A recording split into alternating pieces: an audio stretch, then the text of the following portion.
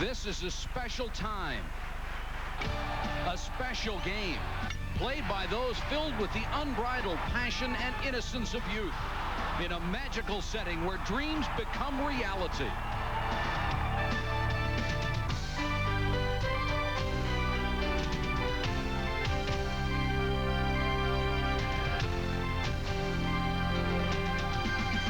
The last time we saw the LSU Tigers in Omaha, their dreams had been fulfilled as they celebrated the 1991 National Championship. After a year's absence, Skip Bertman has his team back in the College World Series. It's their 6th appearance in 8 years. No one in the country has done that well. LSU has a powerful attack led by consensus All-American Todd Walker. He's pounding the ball for a .398 average with impressive power numbers as well. LSU's hitting will face the challenge of Daniel Choi's arm tonight. The Long Beach State sophomore has a spectacular 16-1 record, the best in the nation. This is the opening round of the College World Series with 5th-seeded LSU facing number 4 seed Long Beach State. Good evening, everybody. I'm Mike Patrick, and it's great to have you with us. We have a tremendous field here in Omaha this year. 7 of the top 8 teams in the country have made it here, along with the Cinderella story of the season, the Kansas Jayhawks. I'd like to bring in my partner now, Steve Garvey. You know him well as an all-star with the Dodgers and the Padres, but also he was a first-team All-American with Michigan State, although you never got here. I went to Michigan State to go to a Rose Bowl and to go to the College World Series, and it's taken me 25 years, but I finally made it. It's a pleasure to be working with you, and this whole World Series has got an atmosphere to it that's going to be special. 7 of the top 10 teams in the country are here. It's going to be a work of art. Larry Conley is also working with us again this year downstairs. Larry, what do you have for us? Well, Mike, obviously you just heard Steve Garvey refer to those dirt bags of Long Beach State, and you got to wonder about that. You've only arrived when you get a nickname in baseball. Coach Dave Snow had an '89 club he referred to as the dirt bags simply because they played on an all-dirt infield. He says, guys, to get a nickname, you got to earn it. And he told this club to earn dirt bags, you got to get to the College World Series. Well, they're here, and we have dirt bags, too. I guess this is one of those stories you can only find in the College World Series. All right, Larry, thanks very much. A sellout crowd and a record crowd of 20,000 plus. We'll be back in a moment.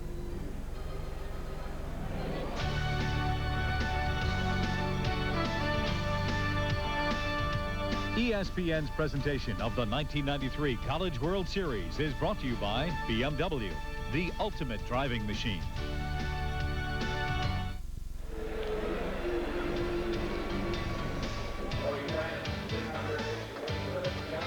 LSU comes in at 49-16-1, SEC champions under Skip Bertman in his 10th year. The leadoff man is a redshirt freshman, Jason Williams. He'll play third base. Armando Rios is the senior center fielder. He hits in the 2nd spot. Russ Johnson, the shortstop, bats 3rd in the order. He's a sophomore. Consensus All-American Todd Walker bats cleanup, 19 homers, 90 RBIs. Harry Barrios with 17 homers hits 5th and plays right. 6th in the order, junior Mike Neal. He'll DH today. The number 7 hitter, the catcher, junior Adrian Antonini. The left fielder is senior Jim Greeley. He'll bat 8th. And batting 9th and playing 1st, senior Kenny Jackson. Pitching for the 49ers, number 29, Daniel Choi. His numbers speak for themselves. 16-1, 2.37 earned run average, most wins in the nation. Catching Choi, Brian Watley. No ball has gotten by him in 5 games. Enough said. John Swanson, the veteran, a regional MVP. At second base, Eric Martins, excellent pivot man. He can do it all. At shortstop, Rudy Rodriguez, the leader of the Dirtbags. Tim Falkson, great arm, a Brooks Robinson-type player. He'll play third base. In left field, Sean Davison, Mr. Versatility, can play 5 positions tonight, left field. In center field, Kobe Cradle, he's known as the Spider-Man, and you'll see why. And in right field, number 27, Kevin Curtis, good speed, good size, a complete player. Beautiful weather conditions here tonight. The wind blowing in a little bit at Rosenblatt Field. The skies have cleared up quite a bit. beautiful conditions for a game and a crowd of over 20,000 still filing in here. 60 degrees. The chance of rain earlier was 0, now up to 15%. And wouldn't be a bit surprised to see the wind turn around and blow out as it does so often here at Rosenblatt. Teams have not played in 4 years, and they played each other here, where LSU eliminated Long Beach State 8-5.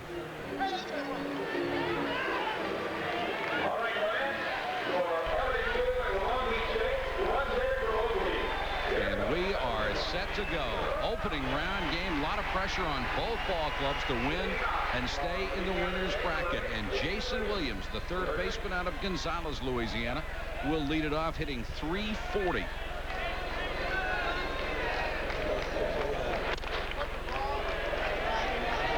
First delivery from Choi is a ball.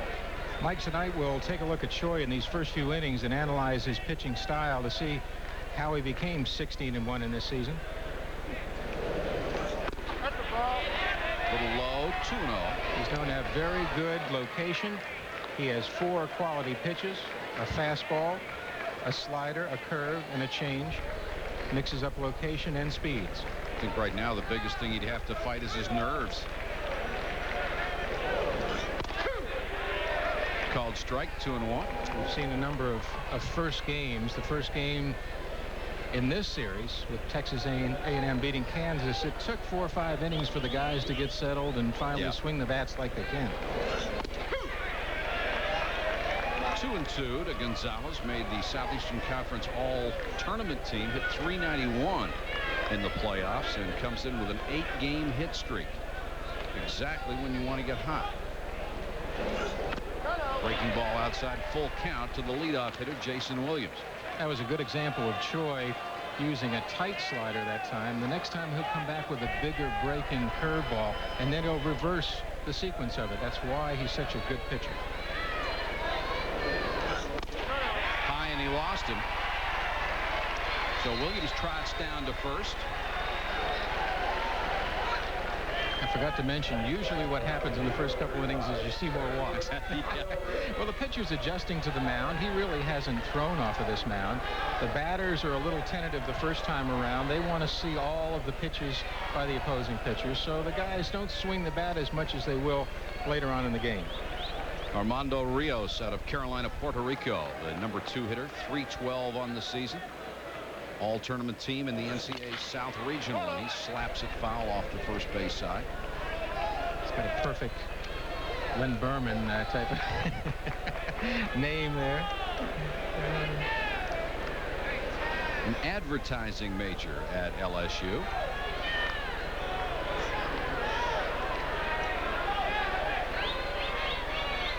Williams down at first with 11 stolen bases this year. Outside, 1-1. Especially from center field. Our center field camera does a good job of catching the movement of the ball by the pitchers. That time Choi taking a little off the fastball, and as you can see it, tailing away from the left-handed hitter. Watley behind the plate, a good handler of pitchers. Throw over and made Williams dive back into the bag.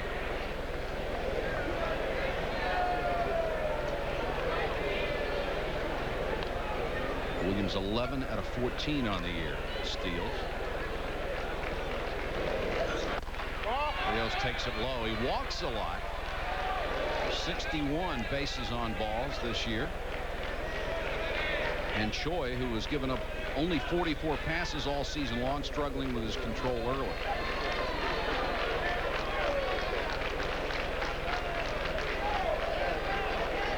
Here's the 2-1. Instead, the throw to first.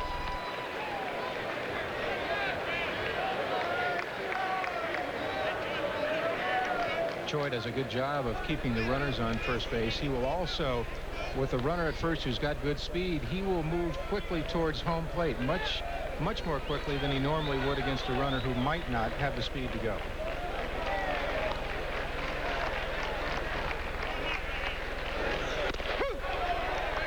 Strike called, 2-2.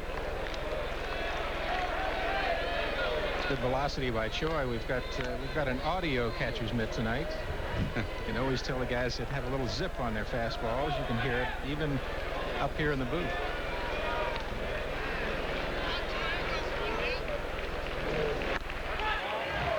And another full count to Rios. We'll see what they'll do with Jason Williams at first. Mike, I always like to contrast pitchers, young pitchers to maybe major league pitchers. And Choi reminds me a lot of Catfish Hunter. Never gave you the same pitch in the same location throughout the whole game. And that's why it's tough to hit. Hit towards second with a runner going. They throw to second, get the force, back to first, double play. Nice move by Rodriguez, the shortstop. Martins fed him the chest-high toss, and he gunned it back to first. This is almost a screen on Martins, and we talked about Martins having good hands and good movement at second base. Gets the ball, still goes for the pivot, back foot slides. Rodriguez comes across the bag, and it's a close play at first base for the double play. Williams leading off. Not a real good jump. Back to live action to Russ Johnson, the shortstop, a 353 hitter and a freshman All-American. The chalk up one for the Dirtbags on the 4-6-3 double play. And there is Rodriguez with the oldest hat in captivity. Those are ingrained sweat stains. They gave them all new hats, but Rodriguez won't wear his. Oh, I wouldn't either. I was always superstitious. If I was going well, I'd keep that hat, sanitary socks, underwear, etc. on. Breaking ball in there. 1-2 to Russ Johnson out of Denham Springs, Louisiana. And that double play should certainly help Choi's confidence to get rid of some of the butterflies.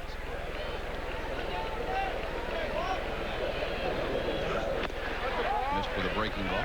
One of Choi's strengths is that he keeps the ball down, and especially in amateur baseball, especially the college level, it's very, very important, because this defense by the 49ers is very, very good. And obviously with that double play, this is a reason why they're here at the College World Series.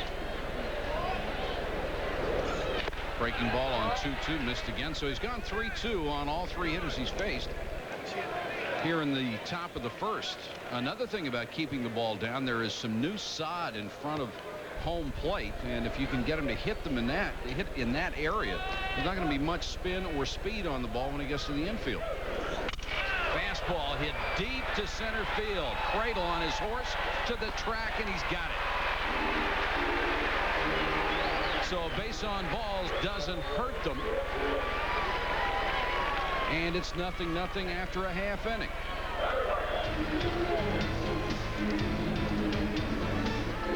Long Beach State brings a 43-17 record into the College World Series. Dave Snow in his 5th year with the 49ers. Leading off, the club's all-time stolen base leader, Kobe Cradle. He'll play center field. Batting second and playing second base, junior Eric Martins. First baseman John Swanson is the number 3 hitter. He's a senior. Kevin Curtis is the cleanup man and right fielder. He's a .370 hitter. In the number 5 slot, junior Brian Smith. He'll be the DH tonight. Shortstop Rudy Rodriguez, the team leader, bats number 6. He's a senior. 7th in the order, junior Sean Davison. He'll be in left field. Senior Brian Watley will catch and bat in the 8th spot. And batting 9th, Tim Falskett, the 3rd baseman. And pitching for LSU, Mike Sorotka, 10-5, 1.93 earned run average. Good fastball, good slider. Very similar to Choi.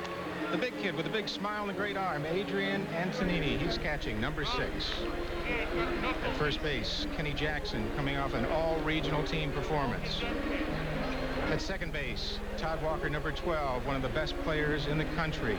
Great bat, good defense. And Russ Johnson at shortstop. He's the leader of this infield and of the team. At third base, Jason Williams, strong arm. Jim Greeley in left field, a versatile performer, can play 4 positions. Armando Rios has made the big catch at the big time all season for LSU. And in right field, number 33, Harry Berrios, the hottest hitter on the team, probably the best fielder.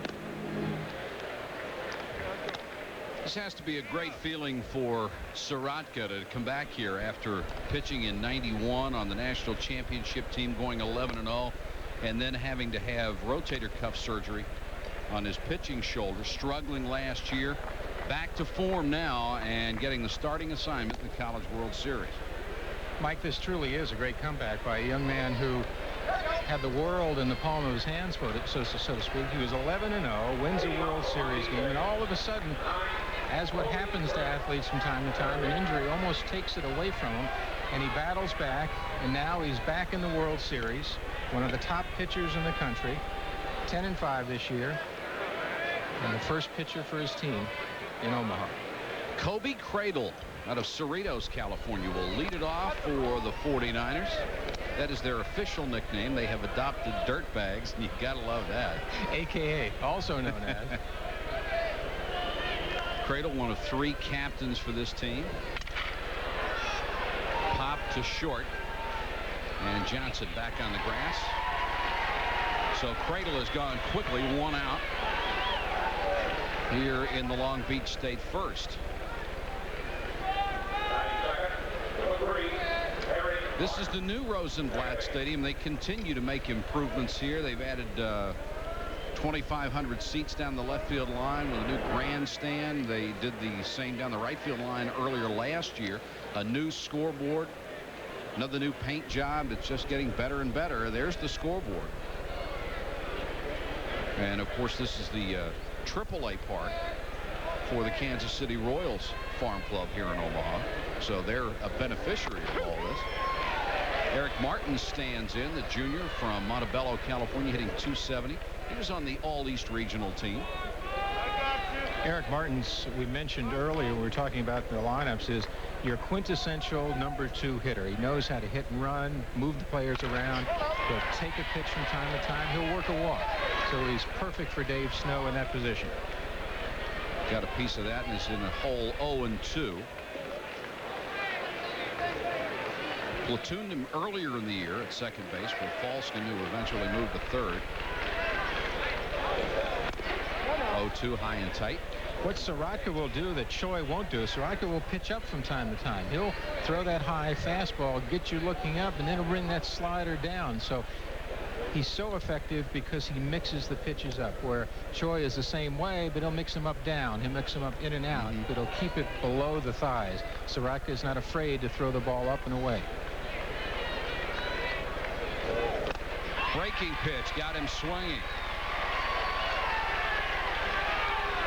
Sorotka is already in the LSU record book, the only SEC player ever to play on 4 championship teams. Remember this sequence: high fastball, then a curveball that steps up there and just breaks on down. Martin's looking up, and that curveball breaks down. He's on top of it. Strike 3, and he's up. Senior first baseman John Swanson stands in at .345 with occasional power, the 5 homers. In the East Regional, he hit 3 of his 5 home runs in 3 days. Sort of a short porch in right in Tallahassee, and he took advantage of it. Even though this field is symmetrical, 332 down the lines, 360 in right and left, and 408 in center, annually the ball travels out better in right field.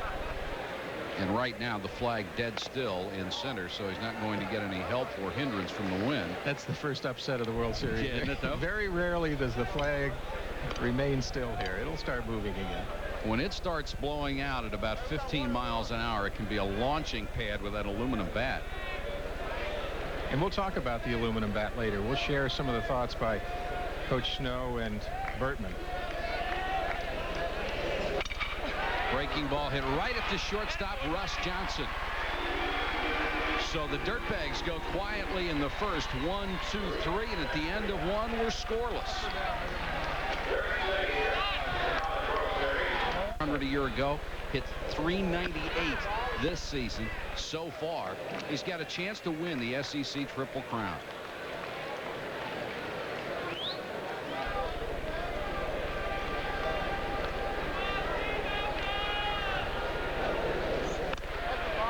Walker right now is chasing Joe Biernat of South Carolina who hit .403. His season is over. Walker hitting .398. He would need to go 2 for 5 in this game to get up to .404 and have a shot at the SEC Triple Crown. That hasn't been done since Rafael Palmeiro in '84. Mike, the problem is he has over 250 at bats, so it's very difficult to get the big jumps that you need. But if there's one guy that can do it, it's Todd Walker. Suffering from a sore throat right now. We say you don't hit with your throat, though. Charlie Huff used to tell me you got a big neck, but you don't hit with your neck. I used to say, okay. 3-1, and Walker, who drew a lot of walks earlier in the year, does not like to walk. He wants to swing the bat. And took an anemic cut at that one, fooled by Choi. And that's what Choi will do to you. The reason why? Because he mixes the speeds up. He'll throw 85, 86, then 76. That's a good contrast to throw a hitter's timing off. 3-2 to Walker. Outside. Let's check in with Larry Conley. Larry? Thanks, Mike. Obviously, this face looks pretty familiar. It just doesn't have a uniform to go with it. It's Ron Frazier, the former coach of the University of Miami. And, Ron, obviously, you're here enjoying this, but it must seem strange not having a club. Well, it is strange. You know, you're sitting here, you're not worried about whether they're going to have practice and whether your pitcher got enough sleep last night and, you know, all those other things that you have to worry about, the media and, you know, it really is strange. You've had a couple of guys in this game right here that you coached with, had a working relationship over a couple of years. Yeah, Skip Bertman at LSU, of course, he was with me as my assistant coach for 9 years. And Dave Snow was just with me all summer in the Olympic program where we went to Barcelona. They're two outstanding coaches. You know, it's a tough one for me because I care so much for both of them. But I know it's going to be a great ball game, and they're going to have a well-played ball game because they both do a great job. Ron, congratulations on a terrific career. We enjoyed it all the years you were here. Thank you, Larry. I enjoyed it, too, and I miss it. Okay, Mike, back to you. All right, Larry. And Ron, we certainly miss you. College baseball, the poorer for your absence. Swing and a miss. And 0-2 to Harry Berrios, the right fielder from Grand Rapids, Michigan, on an 11-game hitting streak coming in. And he's up with Todd Walker at first and nobody out here in the second inning. Berrios has taken a couple of good pitches so far. I think Choi's reputation has preceded him a little bit. As Berrios sees him, maybe another at bat or so, he won't be taking those sliders that are belt high on the inside part of the plate. And Berrios comes in on a streak in 10 tournament games in the Southeastern Conference, and in the regionals he's hitting .459 with 6 home runs. Strike called on the inside corner. Well, it's obvious Choi did not win 16 games by accident. He can pitch. We talked about the tentativeness of the hitters, and here's Berrios, one of the best hitters in the World Series, taking a ball that's on the inside, that's a curveball, a 12-6 curveball, and not swinging at it. A little bit of nervousness at first inning or two. So Walker at first with 1 down. Walker bluffs the start, and a called strike to Mike Neal, the designated hitter. You mentioned 12-6 curveball for the uninitiated. What is the pitcher doing to throw a 12-6 curveball? Just about to get to that. 12-6 on a clock, 12 o'clock being up high and 6 being down low. A good curveball goes 12-6, almost vertical. Or a slider will go more 2-8, maybe sidearm, 3-8, depending on whether you're right-handed or left-handed. But the great curveballs, the old Tom Lasorda curveball, that's where I heard the 12-6 the first time, was virtually off the table. 0-1 to Neal. And when you throw that 3-9 curveball, that's the one you back up third base on. That's the one that, the guys do a lot of running on 3-9 curveballs around the bases.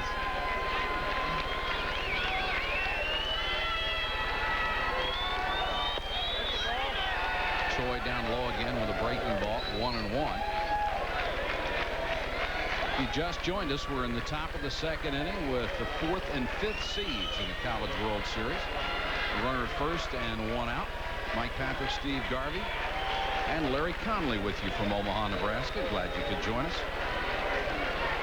And this is Daniel Choi, the winningest pitcher in college baseball, 16-1. Breaking ball just missed. Mike, you can see the scouting report of the 49ers coming out. Choi pitched Berrios inside. Because the scouting report said Berrios has been extending his arms, really driving the ball. Now you can see him pitching Neal away. Neal's been hitting the inside pitch and pulling it. So the 49ers working well against LSU. Got that one on the outside part of the plate. 2-2. They may set him up with an inside fastball up a little bit this time. They work on his anxiety a little bit. Choi has already walked a pair and struck out one through an inning and a third. Hit high in the air to right center field. Curtis over will make the easy catch. 2 gone, and Walker retreats to first.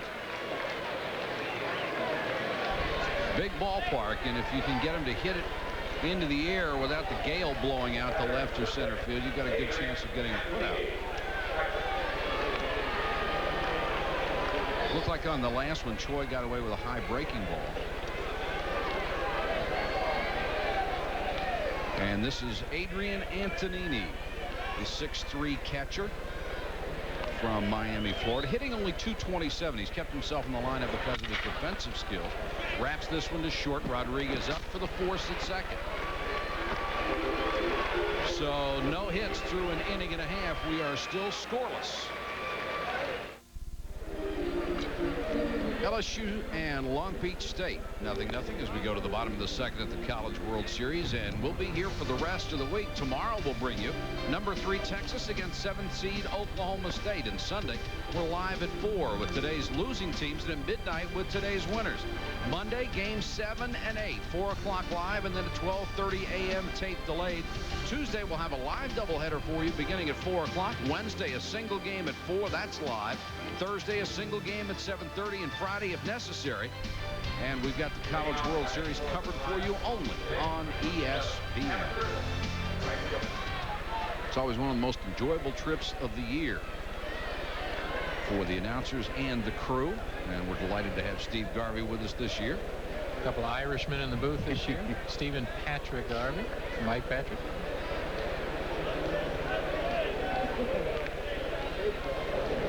Kevin Curtis will lead it off for Long Beach State. .370 hitter with 10 home runs.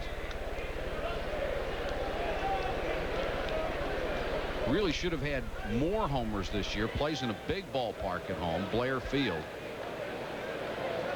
And I know you've been out there, and they say the dew gets very heavy. It's on a landfill, and what happens because they're close to the ocean, precipitation really starts to form up as the sun goes down. Hit down the right field line. Jackson going back in foul territory, and Jackson couldn't quite come up with it. Good effort by Kenny Jackson. And normally the first baseman has the worst shot at it because directly over the head. That was a long way to go for Jackson, especially for a guy who doesn't have a lot of speed, but Jackson really tracked this ball all the way, and it was just out of his reach. He extends, just goes to the left of his glove. Good effort. Walker, who was playing Curtis over towards second base, really never had a chance to get there, and Berrios in right field had a long way to come too. 0-2 to Curtis. Hit back up the middle. Walker, nice play. So Todd Walker, the All-American 400 hitter, also shows you a little leather out at second base. We talk about Walker's offense, but take a look at this. Dives to the ball, gets up quick, throws the runner out. He can play some defense. Yes, he can. The only problem he has had this year, balls hit directly at him, he'll tend to freeze a little bit. But he is only a sophomore, too. Designated hitter Brian Smith stands in. Like interesting, Sirach had a no ball 2-strike count on Curtis and threw a fastball right over the plate. He can't afford to do that because his fastballs aren't that strong, maybe 82, 83. can't let these mental lapses come into your game. The numbers on Smith, you see him hitting only .259, but he's been hot coming in, and that's what you're looking for. And rips this one to right. Berrios is there. Hit it hard, but right at Harry Berrios, the right fielder. So 2 gone in a hurry. And here's how the Dirtbags made it in the East Regional. Went undefeated, and in the final they knocked off Notre Dame, beating Florida State before that, and a good Mississippi State ball club before that.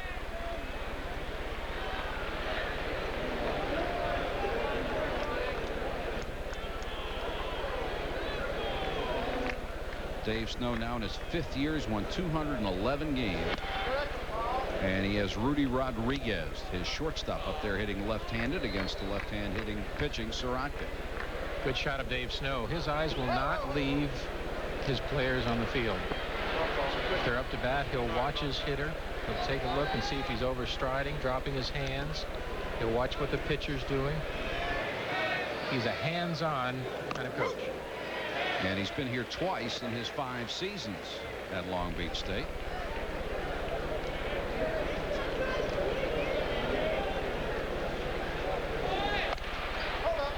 Rodriguez now faces 1 and 2 as he missed the bunt. We talked about Rodriguez being the coach on the field for the 49ers, and that indeed he is, because Dave Snow feels that Rodriguez knows the game of baseball. He's going to graduate and one day be a coach, and he said he's pretty sure Rodriguez will bring a team to Omaha in the near future. Slapped at it and popped it up on the infield. Jason Williams behind third. 3 up, 3 down. Quickly through 2, and there's no score here in Omaha.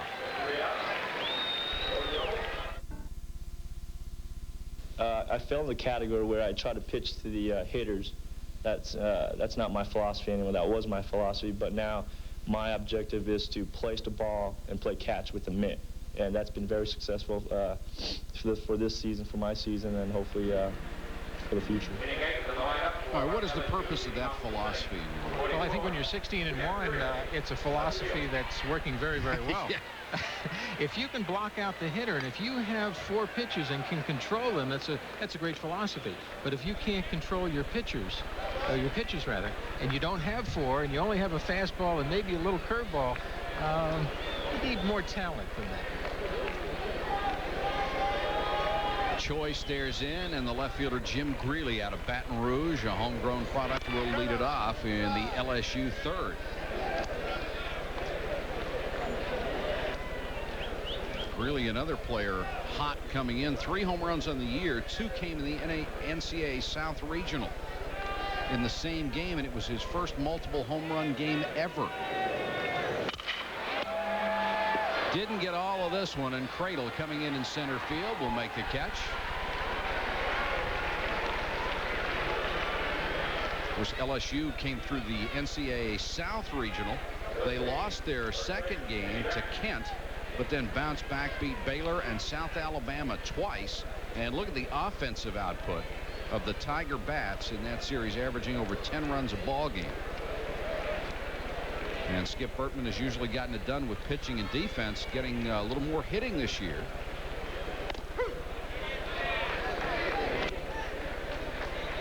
He's only won 479 games through 10 years. He's doing something right, didn't he? And for the 6th time in the last 8 seasons, he has his club in Omaha. Nobody has a better record than that. Mike, and I'm a firm believer too that these head coaches, you got to remember, they're not managers like professional managers are. They're teachers, and a lot of times they don't have the talent, but they put their system to work and plug in guys, and they win. So in the true essence of the word coach, they are. Kenny Jackson was quickly behind 0-2, now 1-2 as Choi wasted one.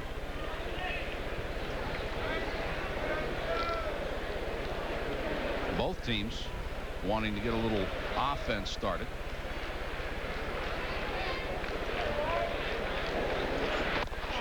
And got him with the inside breaking ball. Very effective to a left-hand hitter. So Jackson is gone. Quickly 2 down here in the LSU third. Let's take a look at Choi's pitch. Looks good. Nice tight slider. It looks like a strike. Then you go to swing and it breaks down and in. Jackson on top of it. That's a sign of a good tight slider. Jason Williams up, who walked and then was erased on a double play.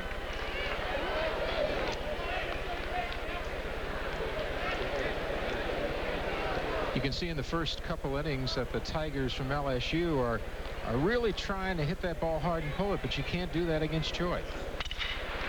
This one is hit to straightaway center and will get in there.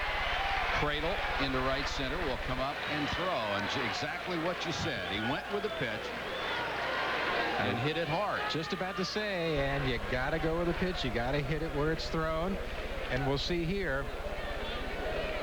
And it's going to be another tight slider out over the plate. Now Choi doesn't want to throw too many of those, and he hits it right where it's pitched. That's what LSU has to do early in the game against Choi. Young man enjoying the College World Series experience. Here's Rios, who grounded into that 4-6-3 double play. His first time up with a runner at first and 2 gone. Called strike. Really impressed with Daniel Choi so far. Tremendous command of all of this stuff. Of course, the Big West pitcher of the year.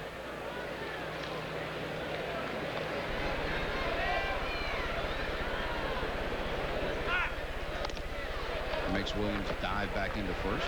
In simple terms, the Tigers have to beat Choi. He's not going to beat himself. They're going to have to go up there and, like we said, hit the ball where it's pitched, and we might need a bunt here or there, maybe hit and run.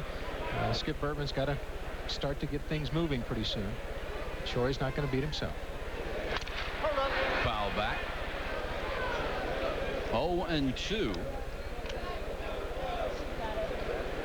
So after the first 4 or 5 hitters struggling with his control and walking a couple, Choi has started to get ahead in the count.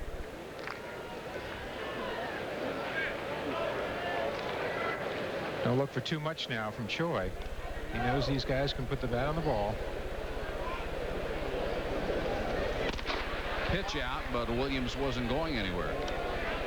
That was a good practice pitch out right there. Because LSU really isn't going to run in that situation.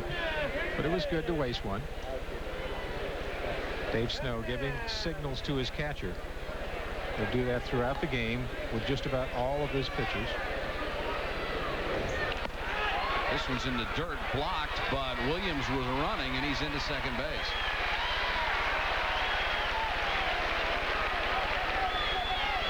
So Williams gets into scoring position with 2 out, and the count now 2-2 on Rios.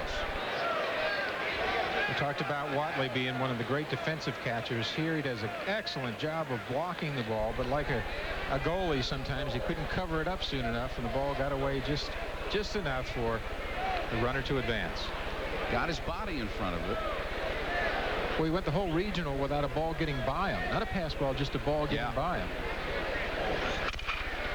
Chopped off the right side. First baseman Swanson comes up, tosses to Rios.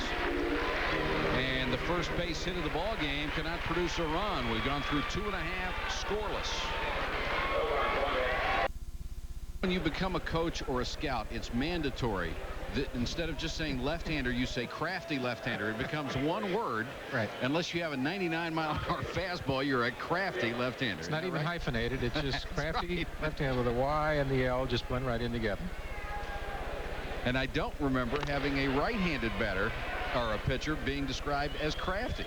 No right-hander has ever been crafty.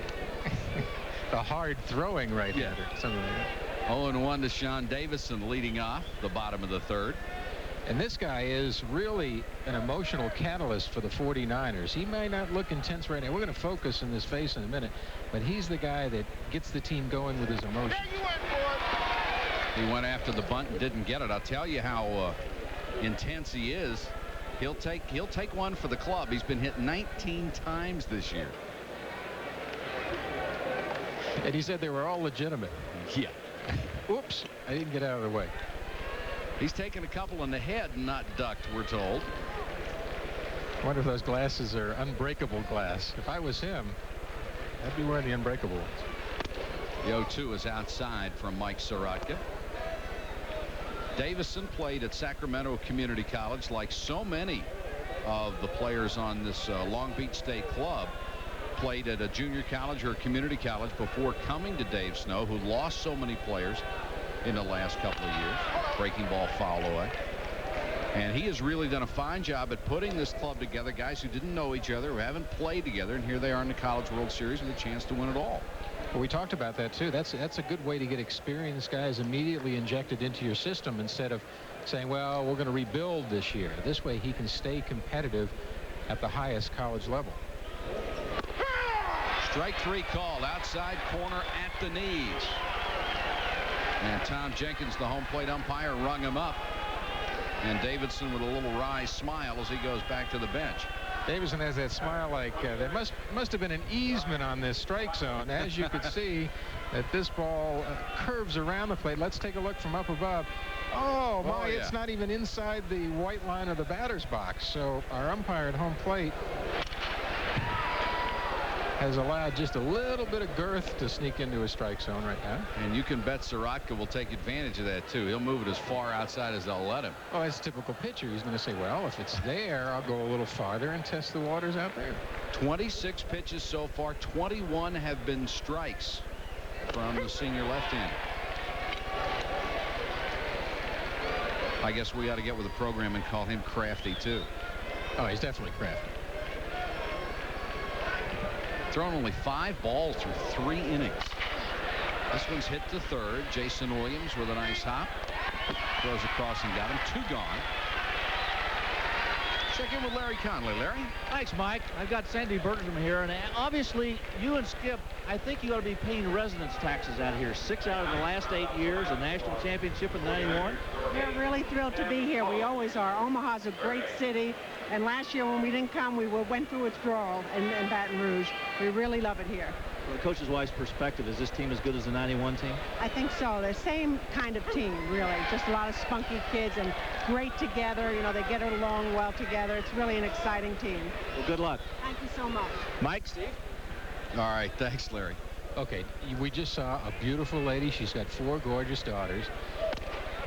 Today I was going through the lobby of the hotel. Sandy says hi. I'm talking to her. She says, you know, I don't stay with Skip here. I said, pardon me? She said, I stay in another suite. I said, you're kidding me. I said, what are you, lobbying for a trip to Hawaii after this? And so then I started walking. I thought, I wonder what he does after curfew. I wonder if the kids check on him after curfew. But she says he likes to concentrate and focus. She doesn't want to distract him. And she's a wonderful lady, kind, loving, and understanding. And that is coaching dedication, isn't it? That's true. Tim Falskin to straightaway center field. Armando Rios makes the easy play. 1 hit for both ball clubs combined through 3. Top of the 4th, LSU and Long Beach State, 0-0. Game number 2 of the opening day of the College World Series. Let's take a look at what happened in game number 1. And Cinderella gave Texas A&M all it could handle for a long time before falling 5-1. Granger, not the dominant pitcher that he had been most of the year, but scattered 6 hits and allowed only 1 run during his 8 innings of work. So Texas A&M advances, and we will see Kansas on Sunday afternoon. Russ Johnson, the shortstop, will lead it off for LSU in the 4th. He flew to center field in the 1st. Okay, we talked about the first game and the first few innings, everybody being tentative. Well, it's the top of the 4th now, and it's time for things to start happening here. Good fastball that time from Choi. And when you throw all the breaking pitches he does, that fastball looks a little quicker when he comes in with it. Well, he's got an 85-mile-an-hour fastball, and it just looked 92 because he's been really breaking the balls off to the Tiger hitters. Just like that. He's staying really on top of his breaking ball. And it's got some real bite to it. As long as he keeps that elbow up. Once that elbow starts to drop, that's when it flattens out. So we'll keep watching him as the game goes on. The 0-2 pitch, chopped back up the middle. This will be a tough play. The shortstop Rodriguez can't come up with it. I don't think he would have had Russ Johnson anyway. That simply was a well-placed hit. There was no way that ball was going to come up for Rodriguez, and there was no way he was going to throw it out, even if he fielded it cleanly. Second hit for LSU. Well, watch Rodriguez. He goes down for the ball. He really has to try to go down and get rid of it in one motion and doesn't come up with it, but a legitimate hit. And this sets the table for Walker, who walked his first time up. 398 hitter, 19 home runs, 90 RBIs. Got a good swing at this one, hits it off the right side. They'll go to second for the force and got him. Nice play by Martins, who ranged to his left and then turned and made the tough throw. Good job by Martins. Went to second like all good second basemen should do. And Rodriguez extended himself, stayed on the bat. Berrios 0 for 1 was called out on strikes. He comes up with now a runner at first and 1 gone here in the fourth. Both pitchers, as you look at Choi, have shown great poise through the first part of this game. Let's watch and see if Choi pitches Berrios inside again. He did a great job last time of keeping the ball on his hands. We talked about that scouting report. Berrios likes that ball out and over the plate.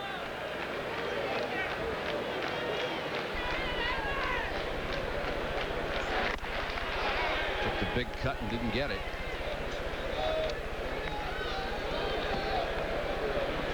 A lot of times with very good hitting teams, if they don't get some hits early, they start to get frustrated, and a pitcher can widen that strike zone on them, and they'll be up there swinging because they like to hit the ball, they like to score runs, they don't like to walk. Breaking ball, and it hit the bat. Now Berrios wanted the free pass, but it looked like it hit right on the end of the bat. And Skip Bertman is going to come out to complain about it. Well, normally you'd grab your hand if a ball that was going 78, 80 miles an hour hits your hand. Skip Bertman arguing with the umpire. But let's take a look at it. Choi throws that curveball up, and he just doesn't look like it hit him in the tricep. I tell you what he's saying. He's saying he didn't try to get out of the way of it. Now that's always a questionable call right there. If you're a hitter, sometimes you're expecting it to break and it doesn't, and it hits you. That's not your fault. Yeah, but I'll say this about Berrios. He did sort of throw that arm out at the ball. He chicken winged it a little bit, sure. And he didn't get away with it. Tom Jenkins, the home plate umpire, is going to win the argument every time. The 2-1 rip to short. Rodriguez to Martins to Swanson. And the one-hop shot turns into a double play. So LSU had something going, but they're scoreless through 4. Long Beach State coming up in the bottom of the fourth. We are scoreless in the second game of the College World Series. We hope you will continue to be with us for the Stanley Cup Finals. Tomorrow, as the scene shifts to Los Angeles, and Wayne Gretzky and the Kings will take aim at Patrick Waugh and the Canadiens in Game 3. The series now tied at 1. The last game, of course, went to overtime. Hope you'll watch it at 8:30 Eastern, only on ESPN. And even if you're not a hockey fan, at this time of the year, it gets to be a lot of fun, especially with a great goaltender. Was that a great game last night? Sensation. Less than 2 minutes to go. Montreal ties it up with a 6-on-4 goal. Sorotka has retired the first 9, and he's going to Kobe Cradle, who popped out to short in the first inning. And Cradle good enough to have 2 nicknames. Well, this is unique. This is a man who is 2 platooning nicknames. He's known as the Cobra at the plate and the Spider in the field. He coils up at the plate, and then in the field, Spider, what does a spider do? Catches everything. Catches flies, of course. Sorotka quickly ahead, 0-2.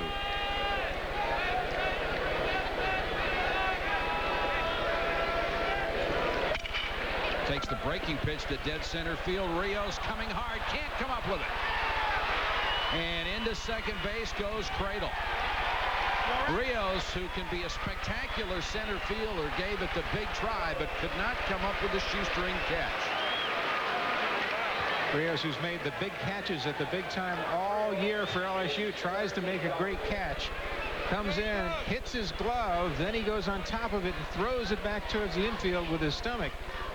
Watch this. He had it, then he knocks it back towards the infield. Cradle makes a good turn and goes into second easily. Look at this. In the glove, bounces up, hits his thigh, comes back, and I'm not so sure that his arm or wrist isn't hurting because he really landed hard on it. That's a sprained wrist type of play. And they'll try to bunt him over. Martins with the sacrifice. And Cradle is into third with one gone. So Long Beach State trying to get a run out of their first hit off of Mike Sorotka. And I was going to say, when the inning began, in a game like this, as you look at Rios flexing that wrist, and I think you're absolutely right, Steve, but the pressure begins to mount on each pitcher the longer we get into a scoreless ball game, not to give up that one big hit or the one run, because one could beat you. Well, what it does is it's that big released breath of air for the team that scores the first time. Now there's pressure on the Tiger defense. John Swanson trying to pick up the RBI and send his club ahead here. Mike, this Tiger defense is not as good as Skip Bertman has had in years past, and he talked about that. They're solid, but they've had some problems this year on defense. The infield is in.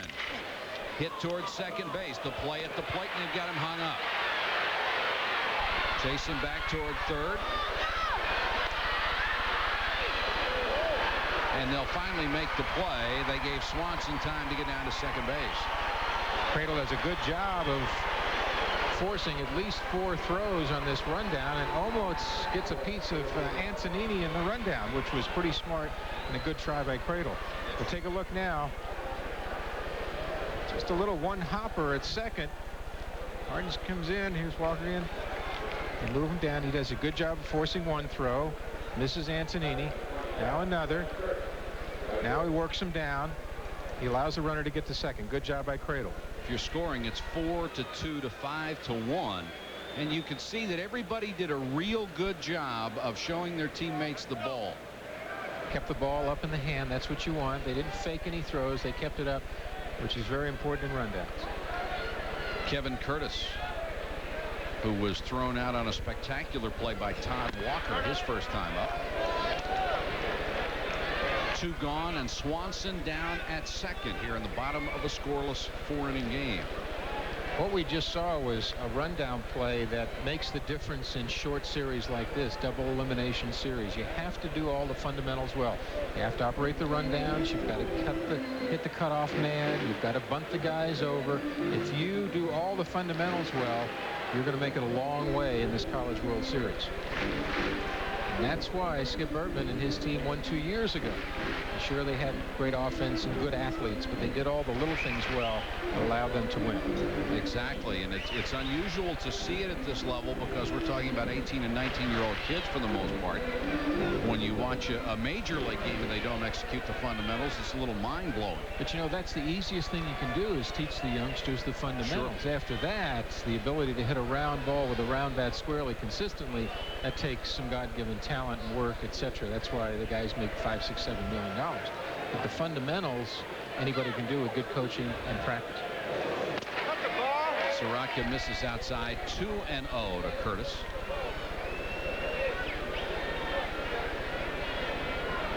Now this is really the first crucial count as far as I'm concerned in this game. Curtis is a good hitter, good flat swinger, makes contact, hits the ball where it's pitched. And Sorotka's behind.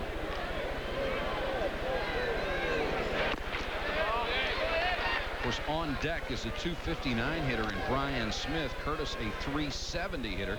So Sorotka doesn't want to give him an intentional pass, but he may not be too upset to lose him either. Pitching around him is the old term, but there comes a point where you want to lose your rhythm and your strike zone too. You got to be careful about that, especially with young pitchers.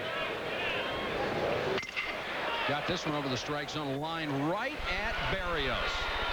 Drilled to the right fielder. So another threat goes wanting. Scoreless through 4. We go to the top of the 5th. LSU no runs on 2 hits. Long Beach State no runs on 1 hit. And now it's time to play Do You Know This Man? Oh my, look at that smile on that youngster. These are old pictures, aren't they? Oh. And who's this? I used to punish those defensive backs. Unfortunately, he became one. And there's the one that a lot of people have in those plastic folders My rookie and are card. hoping for autographs, and that's us. Welcome back to Omaha. Mike Patrick, Steve Garvey, Larry Conley with us. He is downstairs. Glad you could join us for the College World Series, and we've had a good one so far. Fast-paced game. We go to the top of the 5th, and it's 0-0. Didn't think those things still existed, did you? I have a couple of them laying around. Mike Neal comes up. He flied to right field in the 2nd inning, 0 for 1. But you know, a lot of colleges do that now with players who have gone on to the professional ranks. A lot of alumni associations put out a series of cards, and it's a good way to raise money for their association. Sure. And memorabilia being what it is.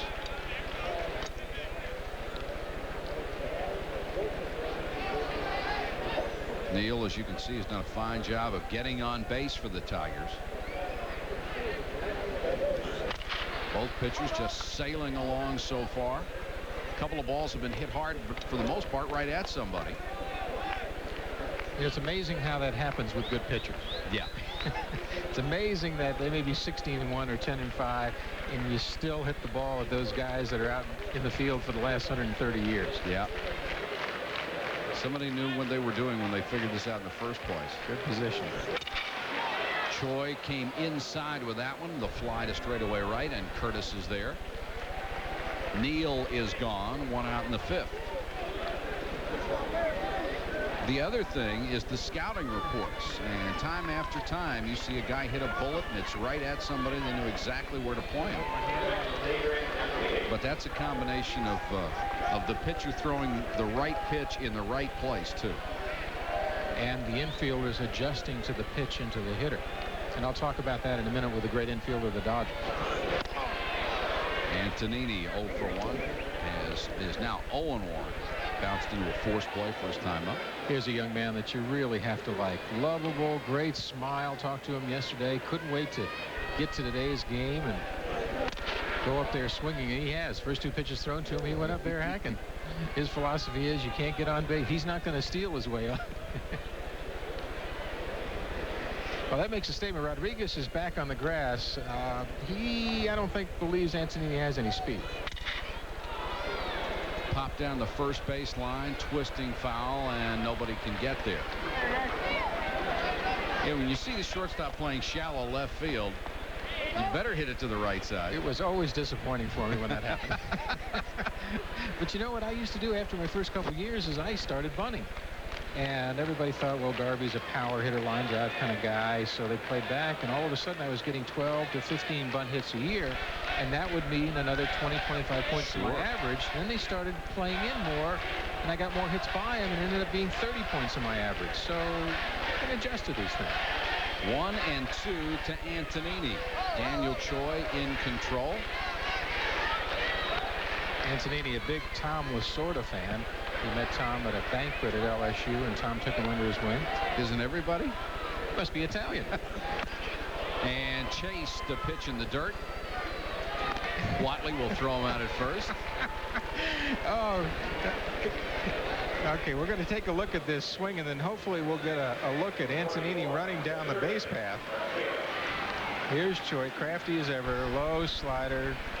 Anthony misses it by about 18 inches, but he's being aggressive. And now he's got to run to first base.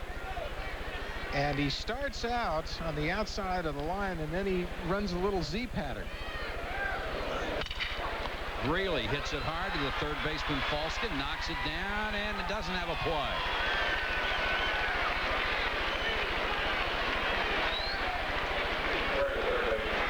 Falskin is a very good infielder as far as fundamentals, and he really solidified the defense when he came in at third, but he'll get the error on this play. Tim's a good hard-nosed third baseman. I know he's upset with himself, but he got in front of it. There's only so much you can do. Hits off the palm of his glove and then gets too far away, and by the time he looks up, there's no chance at first. Kenny Jackson struck out swinging his first time up. That was a called strike on the outside part of the plate. 2 gone, top of the 5th in a scoreless ball game for the Tigers of LSU. at E5. That's what drove me to first base. I still have nightmares of E5 on scoreboards around America. Choi got that one up, slapped on the ground toward Martins at second. He goes for the force. And we are quickly through 4.5. Still no score. Back in a minute.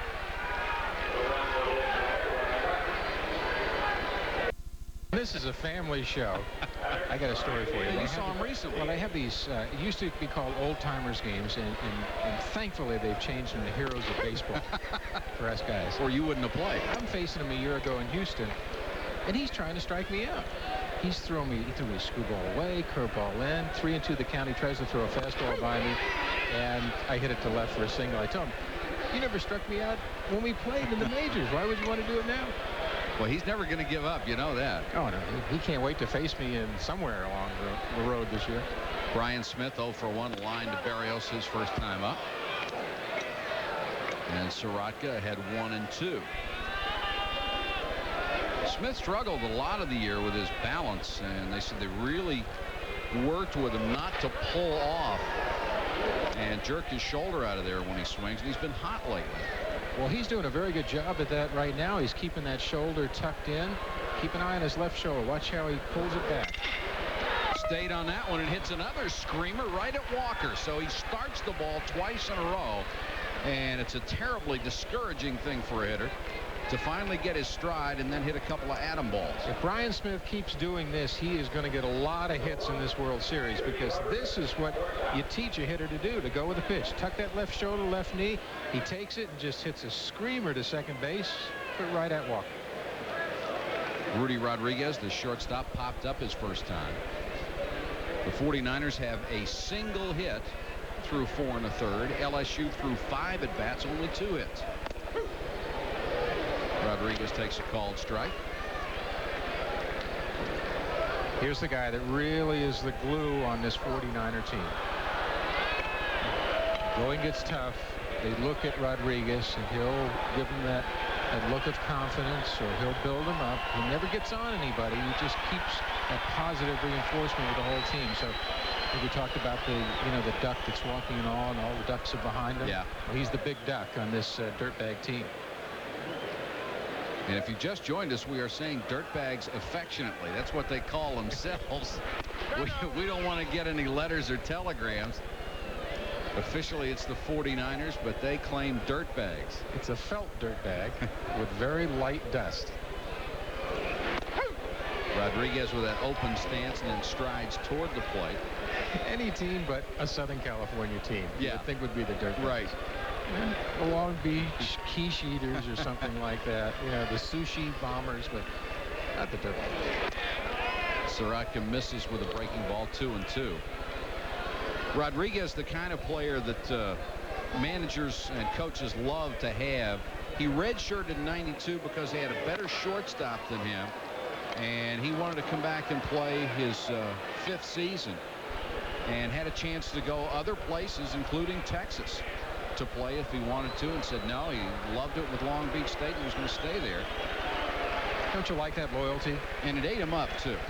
I mean, if he's the kind of competitor you wants to play every day, every game there is, and for him to sit there and watch, and sometimes he couldn't. He wouldn't come out to watch the games.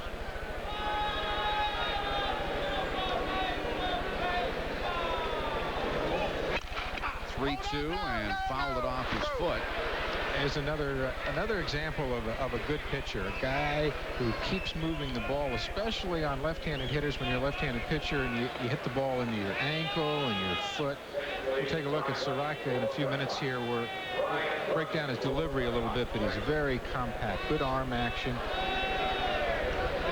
He's just been sensational since the regional started. 2 shutouts there, or 2 victories, and a 1.29 earned run average. Hasn't given up a run here. Let's take a look at Sorotka. See the balance, good knee kick. Then he comes in, really extends himself, keeps the elbow, keeps the eyes right on the catcher's mitt. Rodriguez foul tips, and he's gone. The 3rd strikeout for Mike Sorotka. Let's watch Soroka now. We talked about his balance. Watch the stride. Elbows up. Fastball cuts right in on the inside half of the plate. Rodriguez is gone. Davison struck out his first time up. Will come up with nobody on and 2 out here in the 5th. If you notice that Choi and Soroka are using that fastball a little more now.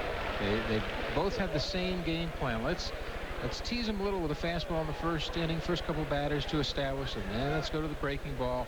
Now let's set them up and get the fastball, run the fastball by them, cut the fastball. 2 smart pitchers. As they're going through the lineup the second time, and then when you come up the third time, you have no clue what to look for. It's a constant game of adjustment for the pitcher and for the hitter. If the hitter hits you, you adjust to him. If the pitcher gets you out, what did he get you out on? Where was the location? Okay, the next time, once you get 2 strikes, or 1 and 2, 2 and 2, he's going to come back there and go again. Why not? He's gotten you out once there. Why not do it again? Now you adjust. 0-1 from Soroka. And Davison with a swing and a miss. Davison is one of those very emotional players, and he does something strange that most hitters won't do. He will come up and vary his stance depending on how he feels and how aggressive he wants to be. Well, he's a ballroom hitter. You know, tango one time, waltzes the next. You know, but he's been successful at it. Unfortunately, he can't go past his level that way. Fouls this one back out of play. You know, Mike, when you talk about guys that are emotional, you know, and aggressive, it's amazing that a lot of times these are the guys that have the little beards and goatees. You know, they have it in the eyes, too. They wear wraparound sunglasses. They're just a little different. Image is everything. That's right. That's a Southern California look, definitely, at the Oakleys. This one's hit high in the air to straightaway center, and Rios drifting back a little bit and has it. So another outstanding inning for Soroka. We're scoreless through 5. Top of the 6th, and we're still scoreless. LSU has had a base runner in each inning, but they haven't been able to capitalize on Daniel Choi. And we go to the top of the 6th. In a pitcher's duel, and here is the comparison between the two. The numbers pretty similar, and both have had tremendous command and great poise. 3 strikeouts apiece. 2 base on balls by Choi, none by Soroka. Both of them good commands of their pitches. Choi walked his early, very early in the ball game, and since then hasn't issued a pass to anyone. He knows he has to mix up his pitches against this Tiger team who can, at any time, 6 or 7 guys can put the ball out of the ballpark. So we'll probably see a few more fastballs, and we'll see a few more changeups from Daniel Choi. Jason Williams, the leadoff man, a walk and a single. Fastball at the knees.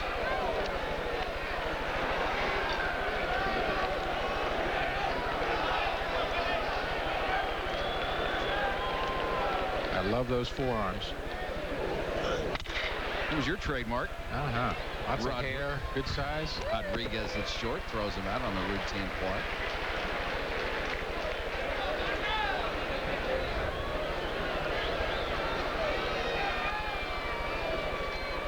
There he is, the heart and soul of the 49ers team. Leader on the infield. He looks experienced, Mike. He looks like he's been at. Looks like a shortstop that's played there ever since he was 6 or 7. Couple of strings hanging down from the glove. Armando Rios, who has grounded out twice, takes one in the dirt. I think Rodriguez does something that every team needs to have out of a shortstop. He may not make the spectacular plays, but he makes all the routine plays. You can count on him. I played with a great one that way too, Billy Russell. They used to say, oh, you know, when he goes in the hole, he throws the ball, you know, down in the dirt. It's the best thing I could do. Put the ball out of the dirt. He made the easy plays. That's why we won. Martins comes up with it. So 2 quick groundouts here in the LSU 6th inning, and Russ Johnson comes up. One last thought on Rodriguez for this half inning. You don't get this far without a very good shortstop. Precisely. And we've got 2 great ones here. And there's one right there. A fellow that makes all the plays, great range, good arm, and a leader at his position. And Rodriguez still playing back on the grass at short for Johnson, who is 1 for 2. Single off of Rodriguez's glove in the 4th. Talk about Rodriguez being on the grass, but he does one thing against Rios or against Johnson that he didn't do against Antonini, is he moves into the dirt. He's moving. He's getting his body ready. He's getting motion towards the batter. Antonini, he may have backed up a step. Yeah, that's right. He may go back a step farther next time. Antonini's, he's going to hit the ball hard this game, I know. 1-1, a fastball ripped towards short. Rodriguez comes up. 3 ground balls in the inning, and Choi has scattered a couple of singles through 6. Quickly to the bottom of the 6th inning at the College World Series. LSU and Long Beach State are scoreless. And the 49ers trying to get something started here in the bottom of the 6th. The 8 and 9 hitters, and then the leadoff man, Kobe Cradle. This is Brian Watley, grounded out to 3rd, his first time up.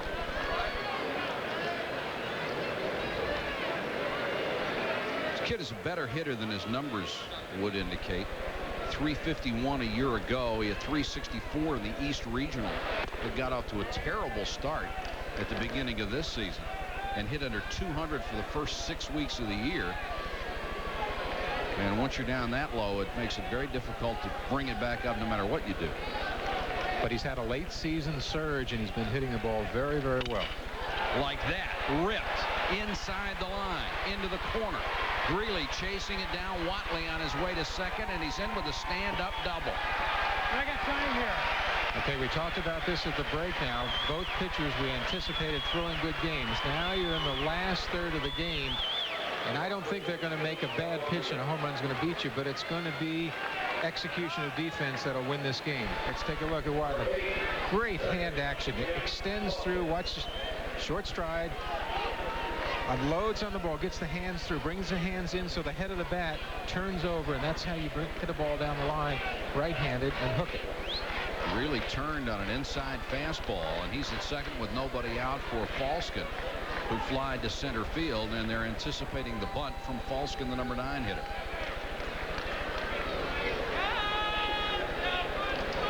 He's looking into the dugout to Dave Snow to see what he wants to do. And Dave Snow is let's take a look at the defense first. Both corners are in. Second and short, normal depth. I'm going to keep that runner as close to second base as possible. But this is definitely a bunt situation. Pops it up, and it dies. They'll go to third. They've got him hung up, threw it away. Watley will score, and Falskin goes into second base. This is what we just talked about. With 2 great pitchers, defense usually decides the game. And this was a case where the runner held up really going to third base. He thought he was caught in a rundown. And Sorotka throws the ball into the dirt. It can't be picked up. And all of a sudden, it's 1-0 with no out. And now a runner at second base again. Really, Falskin got a break. He popped this one up and had it fall in a perfect place. He did. Here's good bite. This is a little wedge shot. Watch it die. Sorotka throws. Now he throws a cut fastball into the dirt. It can't be picked up, and Watley scores. So Kobe Cradle comes up. No sacrifice on the play. It's an error on Sorotka. So 1-0 Long Beach State, bottom of the 6th, and Cradle, who is 1 for 2 and a double, comes up. The Cobra looking in for the signs. Definitely a bunt situation. First base is in more than third base at this time. Of course, if you're Long Beach State, you'd like to see him bunt it toward third to make the third baseman Williams come in. But with a lefty, he falls off to the third base side. You've got a left-handed first baseman, which is a plus for LSU at this time. But the third baseman is back. What Cradle has to do is he's got to push it down that third base line, even with Sorotka being a left-hander. Cradle with very good speed. If he can get it down, he'd have a chance to beat it out as well as the sacrifice. That'll roll foul. I'm surprised the Tigers haven't put on a play at second base at this time. There are 2 or 3 different defensive plays. You can have the shortstop going to third baseman coming in, second baseman going to the bag. You can have a count by the catcher and a whirl and throw back to second base. 2-1 on Cradle, and Sorotka trying to work out of a jam.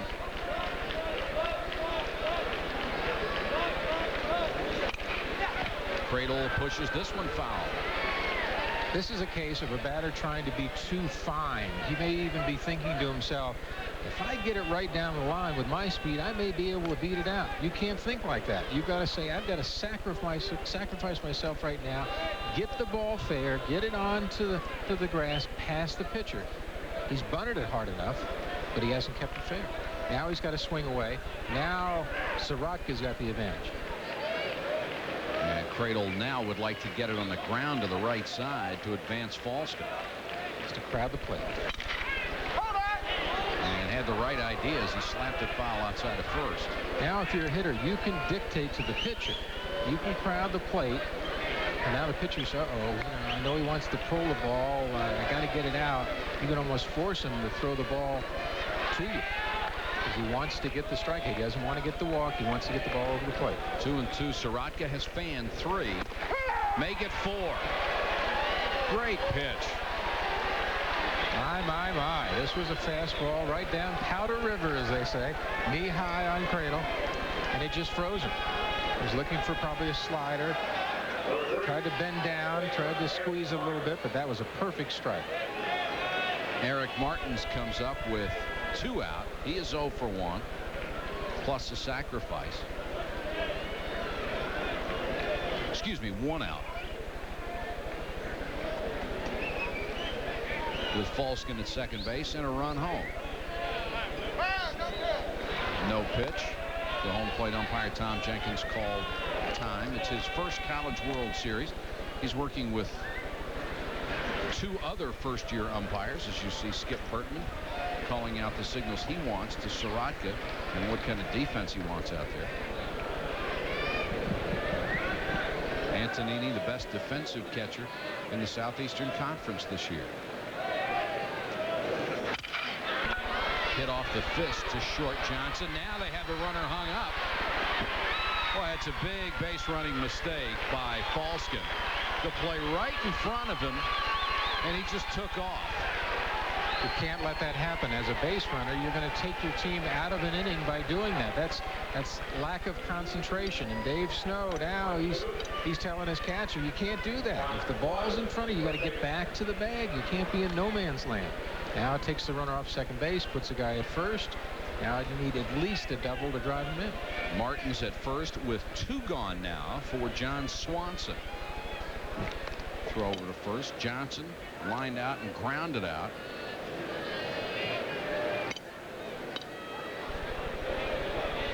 The East Regional MVP for his ball club. And Sorotka was the MVP of the South Region. So 2 All-Stars facing each other right now with 2 out in the 6th. And Long Beach stayed on top of LSU 1-0.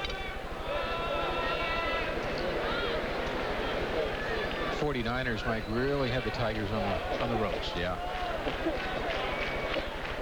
Especially the way Choi has been pitching. You give either one of these guys a 1-run lead, and it looks like 4. And 2 looks like 8. Yeah. It's a multiples game at this point. The 3 straight home runs were 3 of his 5 on the season. Really paying attention to Martins over at first base. He had 13 steals and 18 tries this year. Picked his spots very well this year when he decided to run. A lot like Davey Lopes, my old teammate with the Dodgers. Davey was an excellent base stealer, but really picked good times.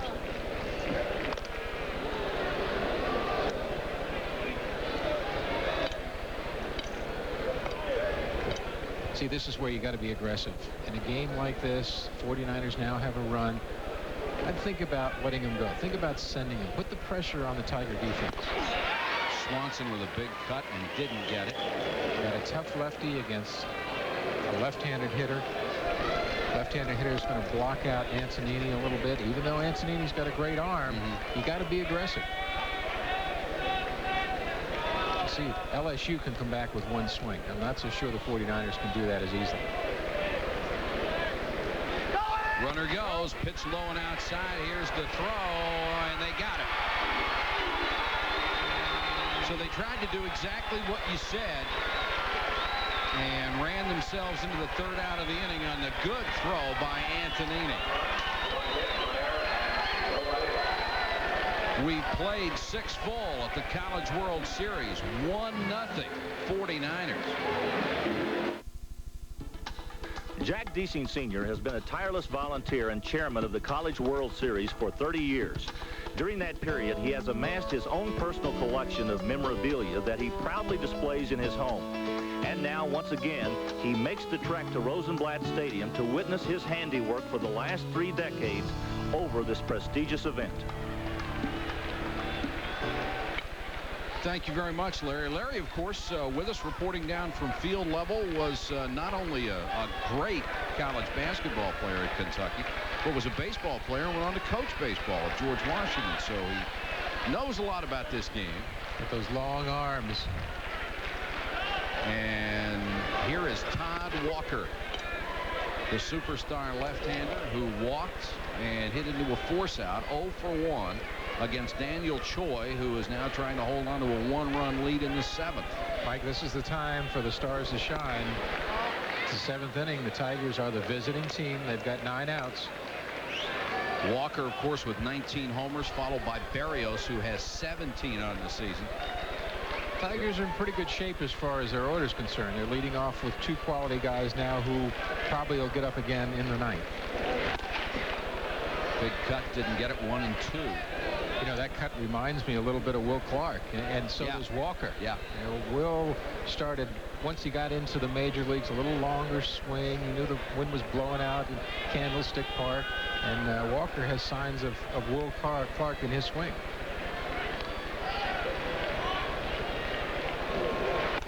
Choi a little high.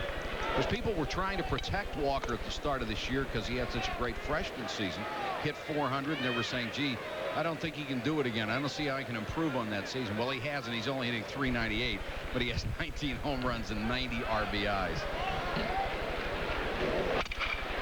Hits this one hard, but on the ground to Eric Martins at second. And a routine 4-3 put out, 1 gone here in the 7th. 2 thoughts on your comments, Mike. Number 1, yes, he did. He put back-to-back seasons at a very difficult level when it's easy to pitch around you. The other thought is you're only as good as the guy hitting behind you. That was my feeling. Ron Say hit behind me, Dusty Baker. It always seemed like I saw better pitchers to hit. And Berrios has protected him this year. Berrios been called out on strikes and grounded into a 6-4-3 double play. Let's take a look. We have a center field camera shot that I think is just great. We do a great job with this, but watch how the catcher will shift and set up from time to time. Fastball missed outside. For our viewers, what Choi is doing now, as he has done all game against Berrios, he's pitching him away.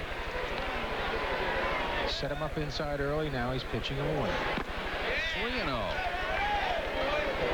Choi, who issued 2 walks early, has been in total command since then, but falls behind the big man.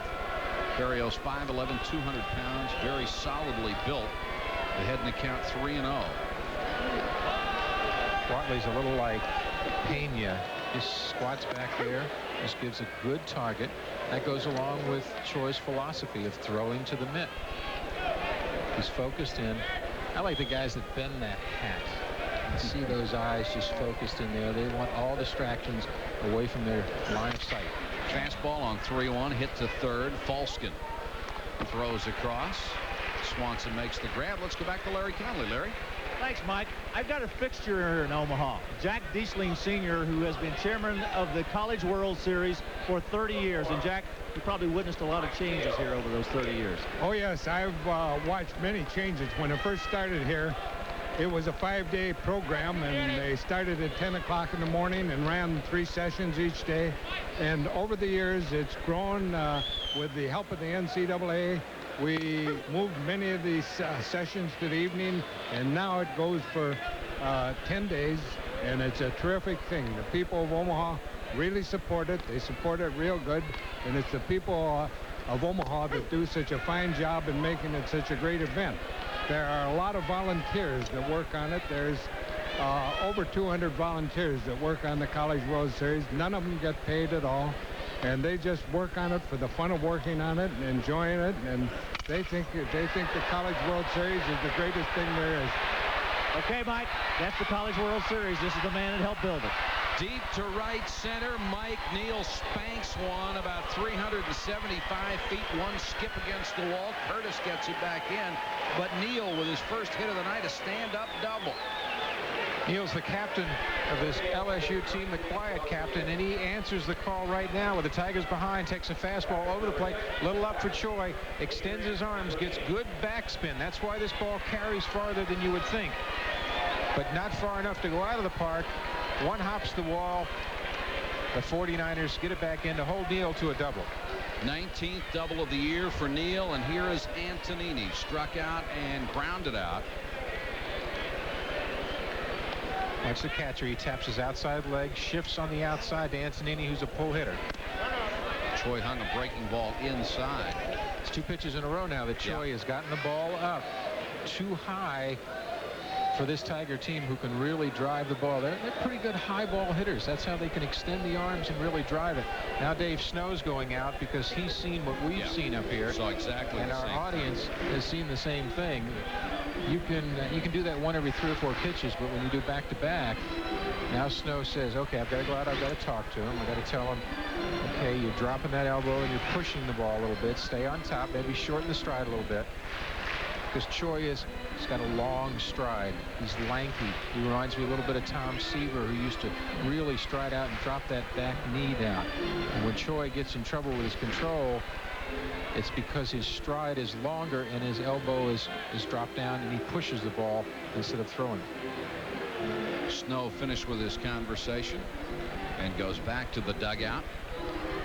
Neal down at second, only the second Tiger to reach that far in this ball game against Daniel Choi, who has a 2.37 ERA and a 16-1 record, the best in the country right now, trying to put out a fire in the top of the 7th inning, leading 1-0. Breaking ball. If you can throw him in that spot, nobody hits it.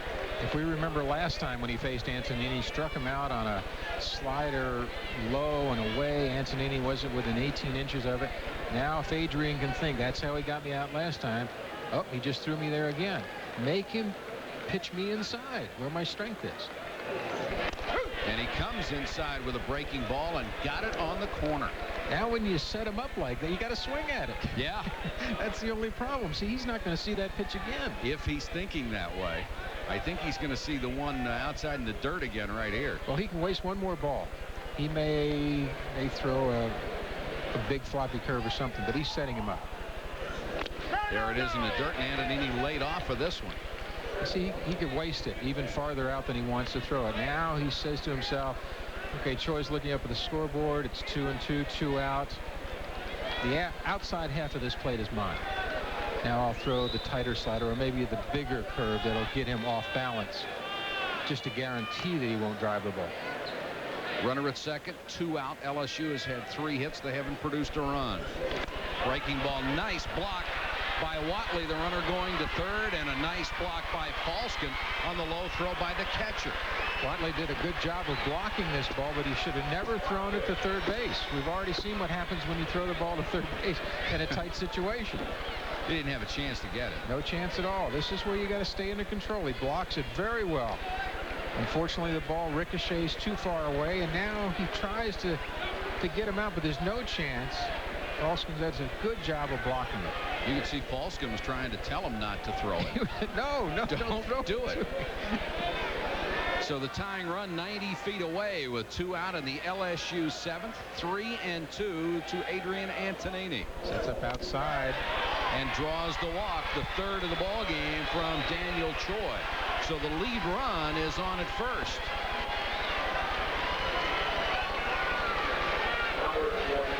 Choi's thinking to himself right now, okay, Coach Snow came out here. The control's a little off. I lost the guy I should have got. As you see, took a mouthful of air and just blew it out. Now, Coach Snow has worked with him about, in tight situations, releasing that air, taking a deep breath, letting it out, staying loose. Jim Greeley 0 for 2 so far.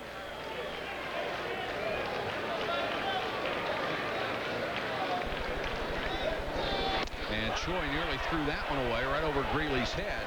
And Watley wants to go out to talk to him. Okay, what he's done now is he's still thinking about Antonini. He's saying, I lost the guy I should have got.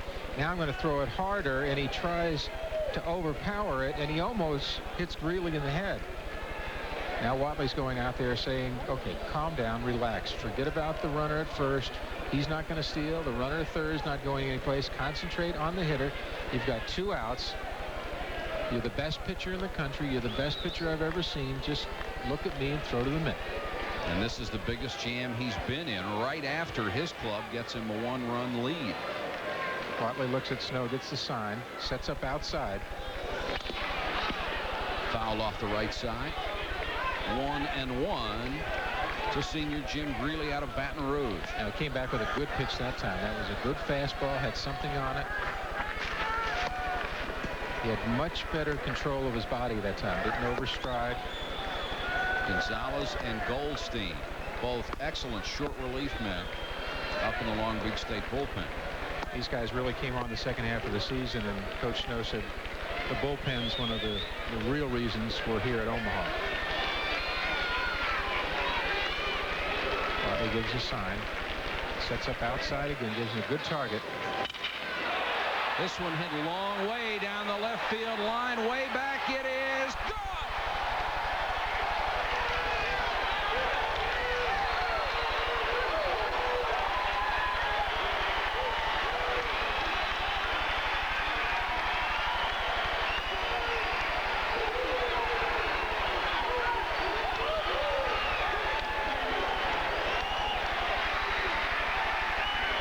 Jim Greeley launched that one down the left field line. Here's a kid who had 1 home run all year, goes into the NCAA regionals, hits 2, and now he has one in the College World Series. Here's Choi, backup slider, knee high. Greeley, it was gone when he hit it. Watch his short stride. Watch those hips unload. He extends the bat, and he knows it's gone. We knew it was gone.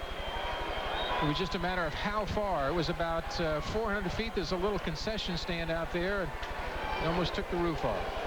And now here's Kenny Jackson with LSU up 3-1 in the 7th. He is 0 for 2.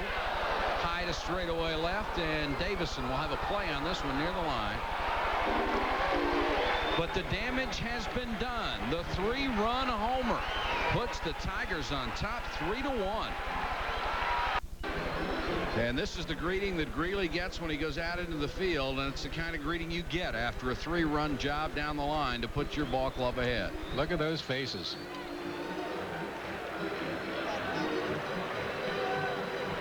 Goes out there. Gets a few taps on the glove. There's the face of a man who's just hit a 3-run home run in the first game of the College World Series. And he's afraid to smile. He doesn't want anybody, the opposition, to see it. And his heart is just about up to about 140 beats a minute. He's trying to suppress it right now. And now the pressure switches back to the Dirtbags. I talked about this last third of the game when things should start to happen, and they did. The 49ers with a run in the bottom of the 6th, and then Greeley's 3-run home run. Now the pressure changes back to the 49ers. And things not quite as comfortable on that Long Beach State bench as they were a half inning ago. Dave Snow is thinking to himself, I gotta think of something here. I gotta come up with something to get us going. Well, they've got to get some base runners against Mike Soroka, and that's not the easiest thing to do. He's given up only 2 hits. Hasn't walked anybody and fanned 4. Mike, that was an 81-mile-an-hour cut fastball there. So Soroka's got decent speed on his fastball at this point after pitching 6 innings.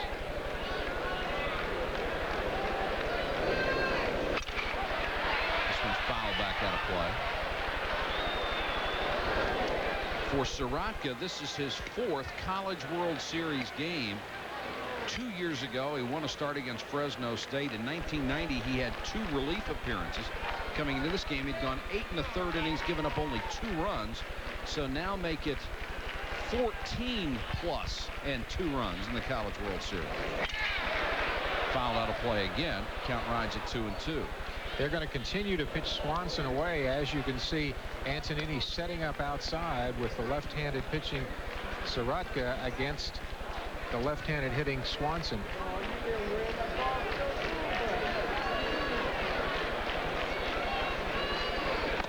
And got him swinging.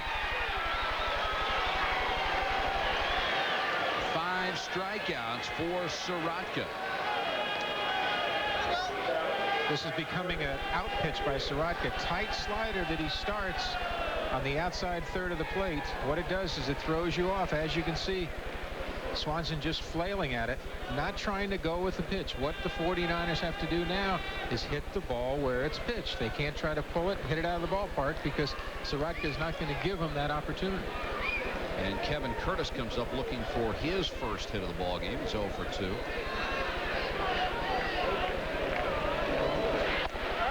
So important in the College World Series to stay in the winner's bracket, because most teams are not pitching rich, and once you fall into the loser's bracket and have to play those extra games to catch up, the pitching can really come apart.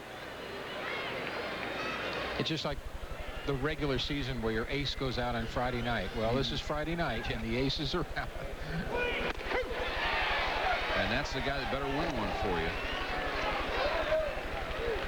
With Sorotka, he's been here before, and even though Choi has pitched a great game, made one bad pitch, if you get ahead, you want the guy that's been here before to be able to finish it off for you. Well, you pointed out earlier in that inning that Sorotka was starting to throw back-to-back pitches that didn't have a lot on him. And when you come inside to a guy with some power, it better have something on it. If you want to miss, up and away or down in the dirt. You don't want to miss with that slider that he threw that didn't break. Sorotka has been masterful with his control. 56 out of 81 pitches have been strikes. And that one was oh so close to being called strike 3 on Kevin Curtis. That's a pretty close pitch right there. I think that might have frozen everybody, including the umpire. It's a little low. I'll give you credit for that, but boy, that's a tough one not to swing at. Breaking ball in the dirt. Full count now to Curtis. Transfer from Hawaii. Makes you wonder why anybody would transfer from Hawaii, you know? I've been there. You transferred to Hawaii. I'm going back soon, I hope. 3-2 to Curtis. And Sorotka got it. Okay, now this is what he's doing. He has used his breaking ball and a spot fastball throughout the game. Used his breaking ball to get the guys out. Now he's spotting the fastball as his strikeout pitch. Got a little tail on it. As a matter of fact, he's doing both. He's cutting it a little bit and tailing it a little bit. He's had complete games in 6 of his last 7 starts, and he's working on another one right here. Fouled out of play. Smith 0 for 2 has lined out twice. And you pointed out the last time he was up, he'll get his hits if he continues to hang in there that way. Let's keep an eye and see if that front shoulder stays in along with that front knee. You cock in his case, the left knee back to get the hips coiled like a spring, and you keep that left shoulder in so that you can use the hands. Hit hard again, but right at the shortstop, Russ Johnson throws a little high, but Jackson comes down with it. 3 up, 3 down in the 7th. After 7 full, it's 3-1. Through 7 full, LSU leading Long Beach State 3-1. Mike Patrick, Steve Garvey, and Larry Conley with you from the College World Series in Omaha. Glad you've joined us on a beautiful night for a good ball game. There's a look at Dave Snow, 2-6 record in the College World Series, and he's thinking to himself now, what can I do to kickstart this team? Jason Williams leads it off. He is 1 for 2 plus a walk, single to center field in the 3rd inning. He's saying it. Snow's saying to himself, Daniel's got to keep him off the base pass. He can't allow any more runs. Chop back up the middle. Rodriguez ranges behind second and throws him out. Problem with the 49ers now is they're not a real home run hitting team, so they're going to have to manufacture runs against a pitcher who 2/3 of his pitches have been strikes. He hasn't walked a batter. He's been crafty, as we talked about those left-handers. And it's going to be a tough road. It's uphill right now for the 49ers, but one step at a time. Choi has to keep LSU from scoring again in order for them to get back in the game. Center fielder Armando Rios, who's grounded out 3 straight times. Of course, Long Beach State scored when LSU made a defensive mistake, and that's been something that has troubled the Tigers throughout the year. Foul back out of play. 1-1.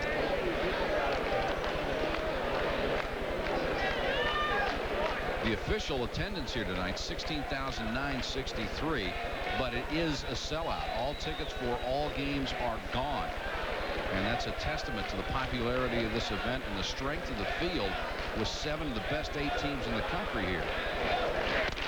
Breaking ball high, 2-1.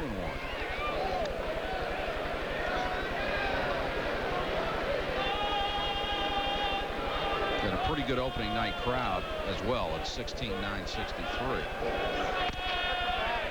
Mike, we've had 2 good games tonight. The first game, Texas A&M winning 5-1 against Kansas, and that really wasn't decided until the 8th inning. And of course, this game 3-1 with the LSU Tigers leading Long Beach State in the top of the 8th. And he lost him. Yeah. Check in with Larry Conley, because Larry's been working the crowd down there, and Larry, it's great to see this kind of turnout here in Omaha. Yeah, Mike, it really is. Again, this is a record crowd tonight for the World Series on a one night's attendance. I just had an observation and something I wanted to share with you guys to see if you feel the same way. You know, we always seem to want to pick a trend for this College World Series. And I think in our meetings yesterday and today, we talked an awful lot about the quality pitching in this World Series. It might be as good as we've ever seen. And if these 2 games are any indication, I think we're going to see a lot of great pitching this next week. Well, you're right. It's been superb so far. And, of course, the one thing that catches your eye when you're getting ready for a ball game are all the big batting averages and the home run numbers and the RBIs. But the pitchers just control everything, don't they? We have a tendency to forget that 4 or 5 of the pitchers here were taken in the first or second round of the Major League draft. So there are some great pitchers who are going to go on to make lots of money in the Major League. Russ Johnson, the shortstop up there, as Rios had to hustle back to first base on the throw by Watley. When you get to the College World Series, you usually have an ace and an ace 2. 2 good pitchers. Has a tendency to drop off a little bit after that. So within the first 3 days, you're going to have your 2 aces going, and then the 3rd pitcher is the real key guy. If you get a win from him or win that game, you have a good chance of going all the way. And if you can stay in the winner's bracket, you may not even need that 3rd guy, which is the delight of a pitching coach. That's the ultimate for the head coaches also. Rios with his lead off first. 1 gone here in the LSU 8th.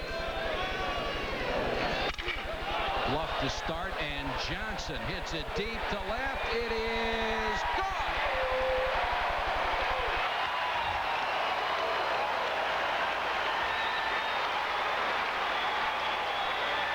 Russ Johnson with his 8th home run of the year. And the freshman All-American has blown it open.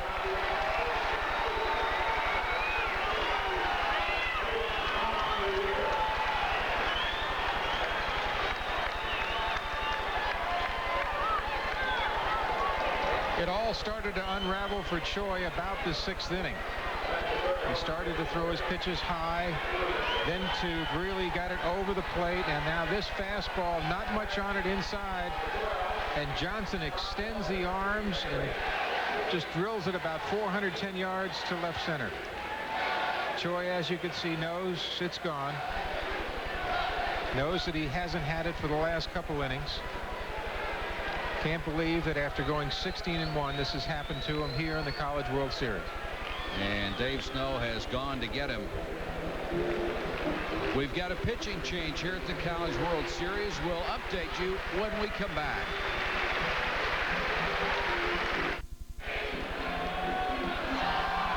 One top of the 8th, and Choi is gone. Gabe Gonzalez will come on to relieve him. The numbers on Choi, looking to face only his second defeat of the season. 7 1/3 innings, 5 runs, all of them earned. 5 hits, 4 walks. He fanned 3. A mixed review, Mike, for Choi, who pitched a very good game through the 6th inning. But then we started to notice he was getting his pitches up. He was getting wild. Then he threw pitches back to back that weren't even close to the strike zone. And Dave Snow suddenly decided, I've got to go out and talk to him. He tried to calm him down, tried to get him to breathe a little more. We have to remember, too, this is the first game of the College World Series, the ultimate for college players. There's going to be more tension in this game. There's a tendency not to breathe, not you normally would, to tighten up a little bit. Even though Choi threw well to that point, then it started to unravel. Really got that hanging slider knee high, and he hit through it and capitalized on it.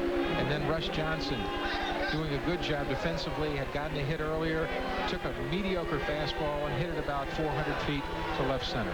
And you can see the disappointment written all over the face of Rudy Rodriguez and his Long Beach State teammates. Our College World Series coverage will continue tomorrow. Number 3, Texas, with Brooks Kiestic, will take on Oklahoma State. That's the number 17 this year. Steve and I will be back at midnight Eastern tomorrow. That's 9 o'clock on the West Coast for all the action tomorrow night on ESPN. Oklahoma State against Texas. Todd Walker, the All-American, stands in against Gabe Gonzalez. Walker 0 for 2 and a walk. And his average has dropped from 398 to 395. Gonzalez with that whippy left-handed action. His nickname is the Blade, and one look at him and you can see why. Mike, for our viewers who may think that this game is over because the Cajun power has taken over, remember that the 49ers are still only one swing away from tying this game. If they can somehow get the bases loaded and one guy hit it out, now it's 5-5. So the 49ers are still in this game, but with one out, they have to keep the Tigers down and not let them score again. Gonzalez has Walker pounding the ball into the ground, and Martins throws him out. There's Dave Snow. He's doing a little creative scorekeeping, trying to erase a couple of those runs. 2 pitches and he'd be ahead 1-0 if he could erase those. Well, we mentioned that before. The Tigers, they have the power, the ability to break the game open. And the 49ers are a team that are going to manufacture runs, play solid defense, and good pitching. Harry Berrios stands in 0 for 3 with 2 outs here in the 8th inning. And on this, an atypical night at Rosenblatt Stadium, no wind to speak of. The flag draped nicely down in center field. It was pure power by Greeley and Johnson that has broken this game open. Soroka, as if he already hasn't thrown enough, is on the sideline, and this is something you certainly don't see in Major League Baseball. Now, I saw this in the first game. I saw Granger doing it down the sideline. I saw Korn doing it for Kansas down the other sideline, and I'm amazed. Does this mean they're not getting enough pitching out there? Berrios chased one and missed it. I used to see this with the Japanese professional teams that would come to Vero Beach in spring training. The Tokyo Giants, they'd warm up on the sideline during the game. They couldn't get enough throwing in, and I guess it's become infectious at the college ranks now. This won't happen when they sign professional, I guarantee it. Gonzalez down low, and it's 3-1. Gonzalez has had a sensational season. 13 saves, 3 wins, an ERA of 1.19. Hasn't given up a run in his last 10 appearances.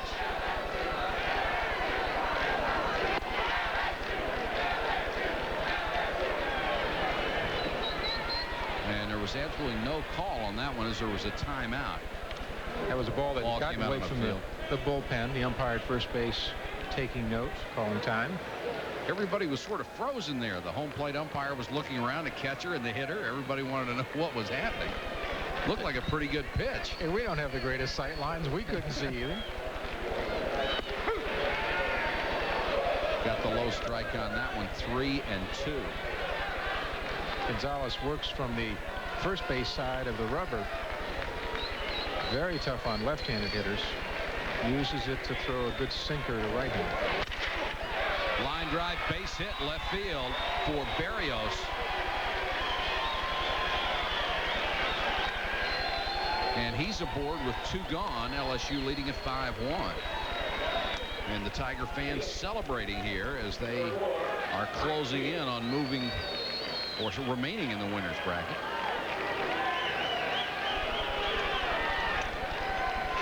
Mike Neal, the DH, who is 1 for 3, a double and a run scored, will come up now with 2 gone against Gabe Gonzalez.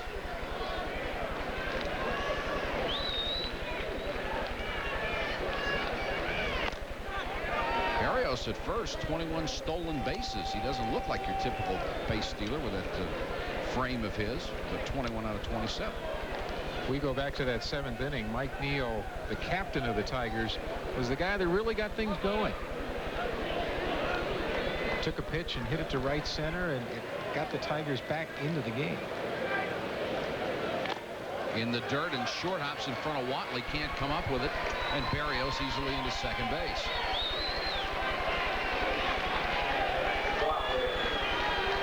Watley's got some kind of Super Bowl chest protector on or something tonight, because each ball that he's blocked, and he's done it very well. He's an excellent defensive catcher. They have just bounced off that chest and gone anywhere from 10 to 15 feet away. He's done a great job of getting his body in front of it. He has. Great mechanics. 2-0 to Neal. It's a hitter's pitch. Lefty against righty. And an off-speed pitch got him swinging. See, there's a situation. If Neal would have thought to himself, if that ball's outside, I'm going to go the other way, he would have hit that very hard, just like he hit the double. But he wanted to hit it out of the ballpark. He wanted to get his 2-run homer.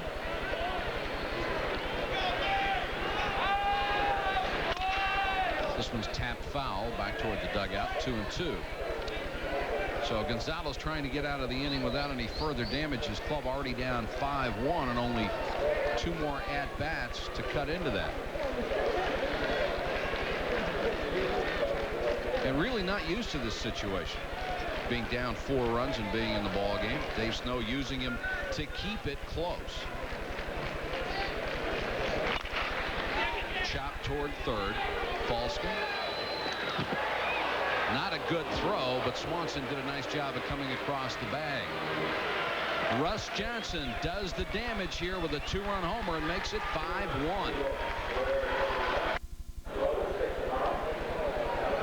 We'll go to the bottom of the 8th. Long Beach State trying to cut into a 5-1 LSU lead. And in case you joined us late, this is the storyline, and it has been power after a pitcher's duel into the 7th inning. Greeley and Johnson have provided all the LSU runs on a 3-run and a 2-run homer, and Sorotka has been masterful through 7 innings. He has struck out 6, walked none, and given up only 2 base hits.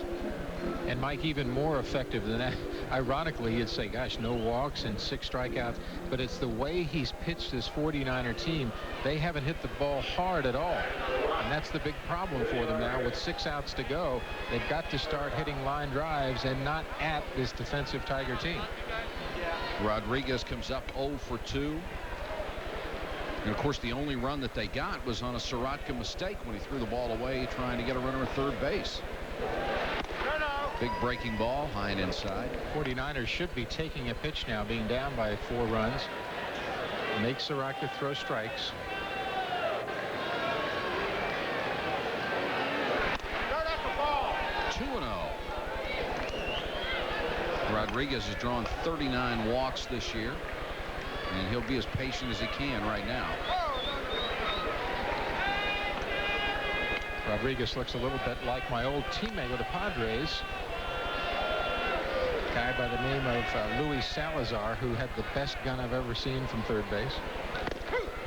Fastball right in there, 2-1. He used to handcuff you all the way across the infield. He threw a ball. Pitching would be 95 miles an hour. He'd throw a ball that would come and then just rise.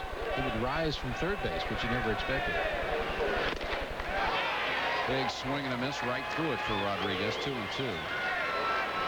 Can't take the big swings now. You've got to put the ball in play. Put the pressure on the Tiger defense. Hit the ball where it's pitched. Siratka's control has been so good tonight. He's gone to 3 balls on only 3 batters.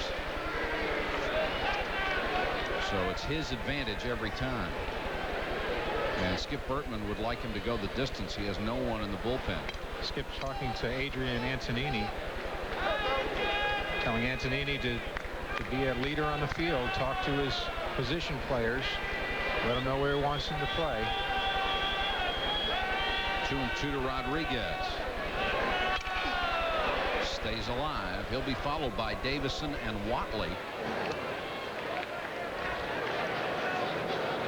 The 6, 7, and 8 men in the order. And the Rally Caps are in order, down 5-1 in the 8th. But you need a little more spirit. You can't just turn the Caps around, can you? And this is the guy that drives that spirit most of the time, Rudy Rodriguez. He's going to battle you. And just trying to waste the good ones. Rodriguez thinking to himself, now I don't want to strike out. I want to put the ball in play. This is mano a mano, as you hear. It's pitcher against hitter. He's saying to himself, I'm not going to let him strike me out. I'm going to protect this plate. Couldn't get around on that one. And Soroka struck him out. It's that devil that has besieged the 49ers tonight, known as the spotted fastball. And here's another example. Looking for a slider. The fastball goes right by Rodriguez for strike 3. 7 strikeouts on the night for Soroka.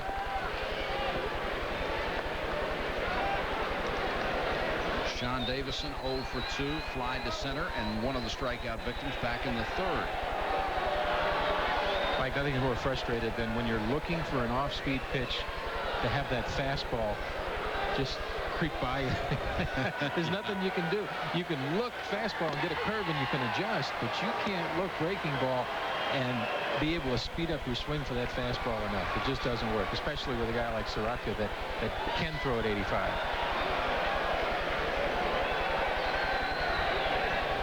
Bottom of the 8th, Long Beach State trying to get something started, down by 4. Davison tries the bunt. Soroka cat quick off the mound and throws him out. 2 gone. Good try by Sean Davison that time, trying to break it up a little bit, but he couldn't get the ball by Soroka. Good idea to push it towards first base because of Soroka being left-handed and falling off the mound, but Soroka is pretty well positioned after he throws the ball. So Brian Watley comes up with the bases empty and 2 out here in the 8th. Watley 1 for 2, doubled and scored Long Beach State's only run.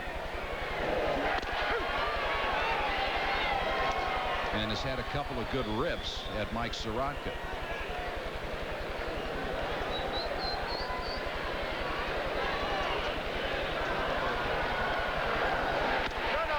That's outside. Got a letter from a young man a couple of weeks ago who said, we always mention all the players and all the coaches. How about mentioning the umpires? They work very hard to get there too, so we'll do that.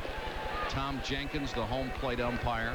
Tony Thompson working with him at first. Jim Garman at third. Bill LaRue down at third. Garman is at second.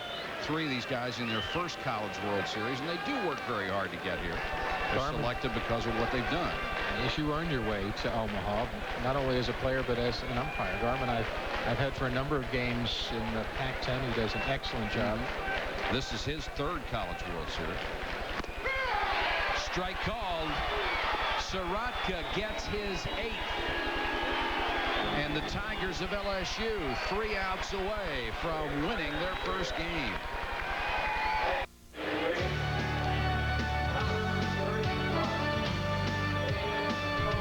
ESPN's presentation of the 1993 College World Series is brought to you by Bud Light.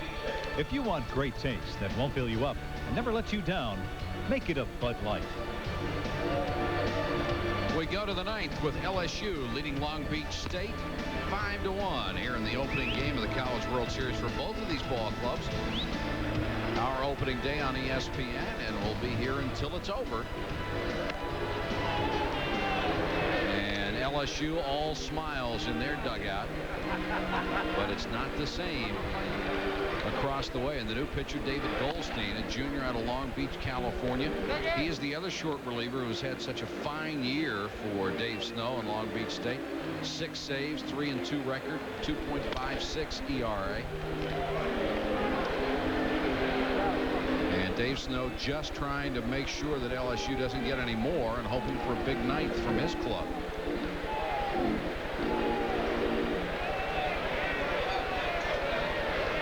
Texas A&M won the opening game this afternoon, beating Kansas.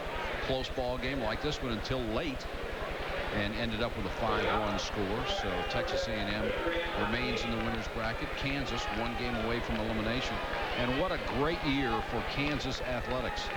Went to a bowl game in football. The baseball team gets to the College World Series, and of course they have that established great basketball program in the Roy Williams. Like Adrian Antonini, he probably has done as much in this game as the home run hitters, and everybody may laugh at me, but his walk really got to Choi more than anything else. You're looking at Skip Bertman right here. He's been here before. He's been the head coach of an NCAA championship team, and he's saying to himself, I want more runs, maybe not for the win tonight, but to carry the momentum to the next game. He wants his guys up there slashing at the ball. Well, I think you make an excellent point about Antonini, because here was a guy hitting .225 who Choi expects to get out with no real problem, and he didn't do it. And what happens is Choi's still thinking about Anthony. How can I walk that guy? And he hangs a pitch that's hit out of the ballpark that breaks the game open. And that was the slider that hung to Greeley. There's Choi, had the ice on the shoulder. If this score stands, he will be 16-2. Goldstein, predominantly a fastball pitcher. Going back to the ice and Choi, it's amazing how short the ice is on your arm when you lose and how long it is on your arm when you win. And he lost him. So Antonini has drawn a couple of walks in this ball game. And you can bet that Skip Bertman will be trying to get that insurance run. And right away he's going to go for Ryan Huffman as a pinch runner. And he is a former quarterback for LSU's football team. Now a safety, and he'll go barreling into second base if he gets the chance. Those old quarterbacks and defensive backs, rugged, right, Mike? That's right. You speak from that experience. Fearless, as my nose can testify. Greeley squares around a bunt and pulls it back, takes it outside for a ball. When you take a look at Jim Greeley squaring around now, there's two philosophies, and we'll do a little clinic now about sacrifice bunting. One is to go horizontal in the batter's box and get the bat out there and just use the bottom hand as a fulcrum and bunt it to third or first. The other philosophy is just to pivot in your tracks kind of at a 45-degree angle. Greeley not squaring around this time. Of course, he had the 3-run homer that took them from down 1 to up 2. Maybe Coach Skip said, oh, wait a minute. Greeley hit the home run. I can't have him bunting. We're ahead by 4 runs. Maybe he'll have one of those kind of nights. Maybe he'll have a 2-home run night. Hey, you want to walk toward the dugout and say, Skip, I'm the guy who hit it 380 last time. Coach, 44, Greeley. You know all the 44 guys hit home runs? That's right.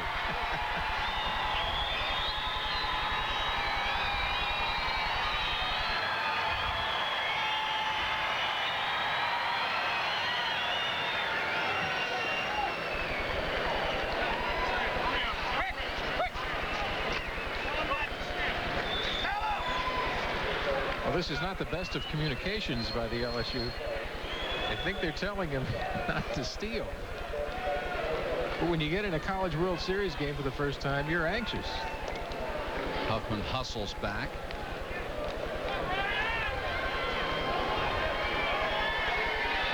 Well, that's, you know, when you're some guys, you're giving them a sign not to steal. When you run halfway out to first base, you're being adamant about it. The only guy that would do that to fool him would be Billy Martin.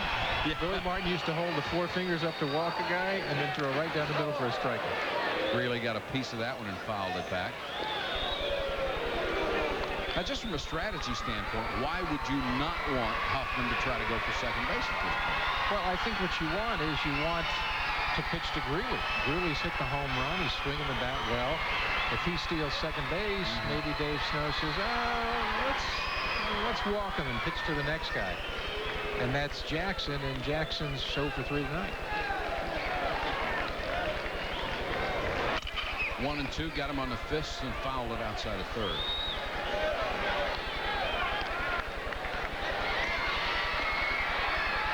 The reason I love watching college baseball is it's not like the pros. Don't ever confuse it with the game they play at Dodger Stadium or at Candlestick or Wrigley Field with what we're seeing tonight.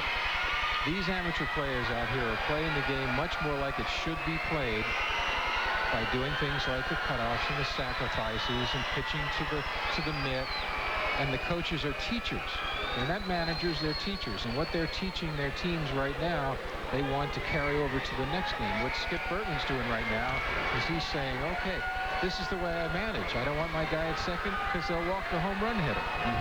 And Dave Snow is saying, okay, I'm pitching Gonzalez and Goldstein to get them into the game, to get them some action for the next game. Even if we lose tonight, the guys now are solid.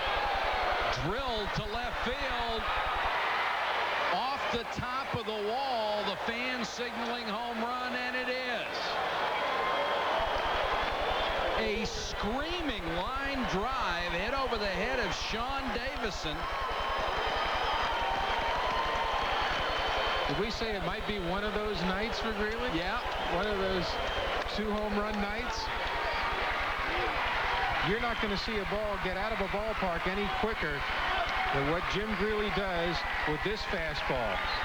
Same area as his first home run, except this is a fastball. Goes back, and it's almost a hat catch. He makes a great job of, oh my. That's E-fan left field. E10. Davison just had no chance to get back to the wall.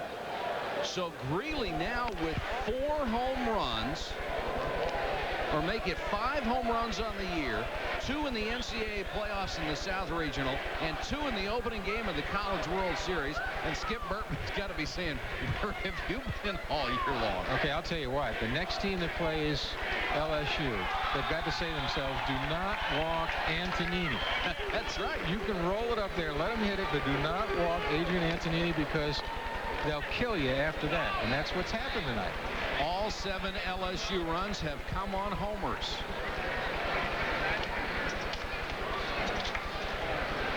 All right, let's take a look at the 10th man. The fan in the stands for the 49ers tries to make the catch. He gives with it nicely. And oh, and it rolls out of his glove. And he wants it. He said, that's my ball. Give it back to me. I'm sorry, out of his hat. Give me the ball. It's mine. I want it. Now, if you're wondering if that ball was really over the fence, a long fly ball, that might not have made it, but the trajectory of that one, it was out of here. It didn't even dip a lot. No. Usually balls hit that low will have some overspin to them, and they will get out there and sink. But that ball was still going. So LSU with 3 in the 7th, 2 in the 8th, now here 2 in the 9th, and they're up 7-1. It's almost a hat trick in honor of our ESPN coverage. And that is the first home run Goldstein has given up this year. And Greeley becomes only the 16th player ever in the College World Series to hit 2 homers in 1 game. Nobody's ever hit 3. All the great home run hitters who have been here, nobody's done it. And it doesn't look like Greeley will get up again for another shot at it.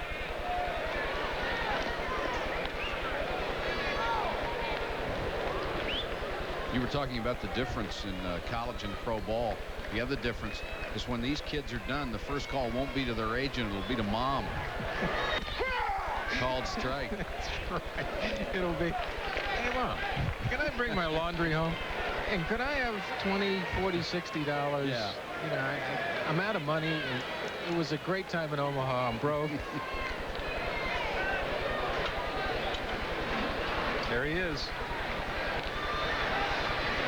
Huge night for that young man. Jason Williams out of Gonzales, Louisiana, stands in 1 for 3 as a single. and a walk.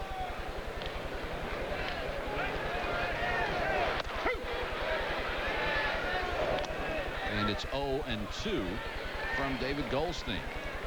And it's gotten away from Dave Snow and the Dirtbags of Long Beach State.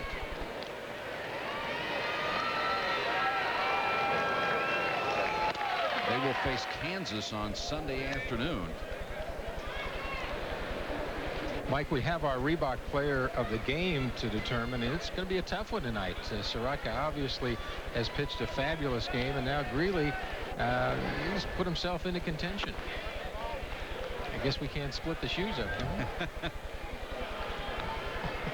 Which reminds me of a story back in the World Series of '74. Tom Lasorda wears Adidas all year.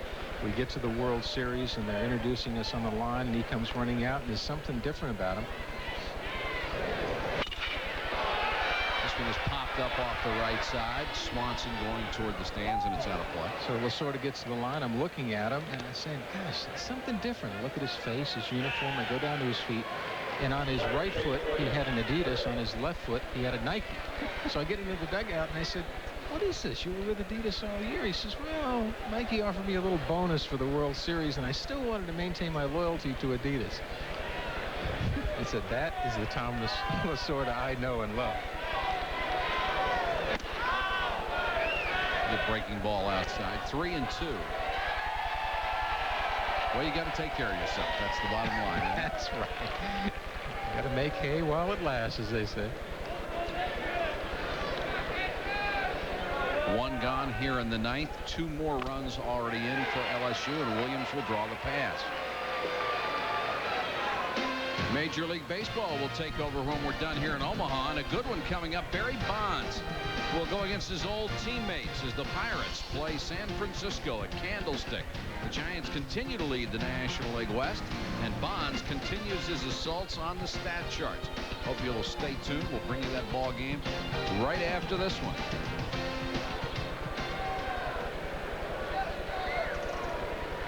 And Dave Snow comes out to talk to David Goldstein.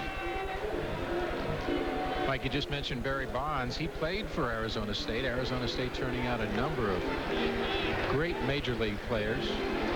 Reggie Jackson, Barry Bonds, obviously, Sal Bando, Rick Monday. The names go on and on. Maybe as many as any team except for USA. And certainly they were the dominant team over quite a long stretch in college baseball. It's always interesting to see the statistics for college baseball and the number of wins by teams in the College World Series, and you see teams that have won 5 times, 4 times, and then you look at USC and Rod Dedeaux winning 11 national championships and stringing together 5 or 6 at a time.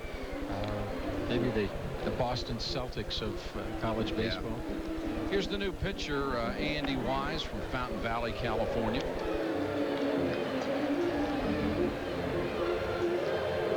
.16 games, an ERA over 5.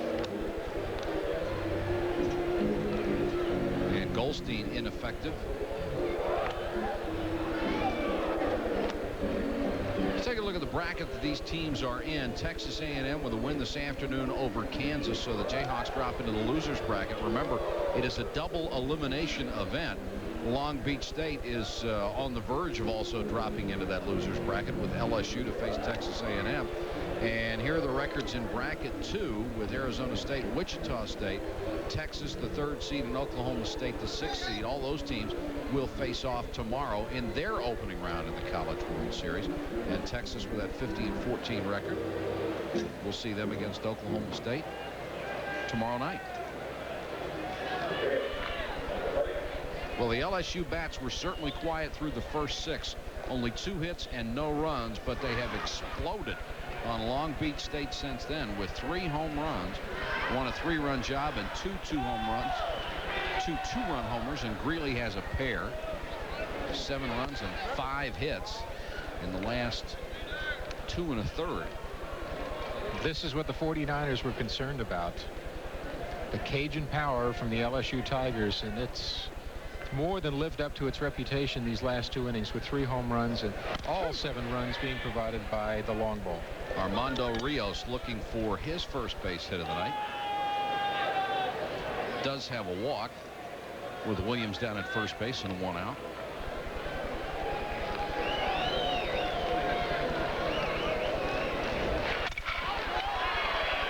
Great stop at second by Martins. Goes to short. Rodriguez throws back. Excellent play. Eric Martins to get the lead runner. Martins continues to impress all of us in the way he plays second base. Great range. This time he goes to his left, smothers the ball, and is able to get up quickly and throw to second base with a putout. Not in time to get Rios, but just a great play by Eric Martins. Plants that knee, pivots around, then makes a good throw.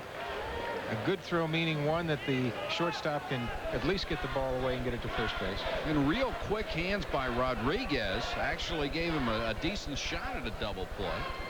Russ Johnson comes up 2 for 4.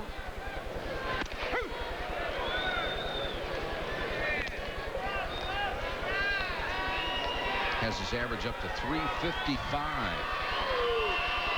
Freshman All-American a year ago. All-tournament team in the SEC tournament. Some outstanding young talent on this ball club. Hit wide to third into the hole, and Rodriguez does the smart thing and just eats it. Had no play on anybody.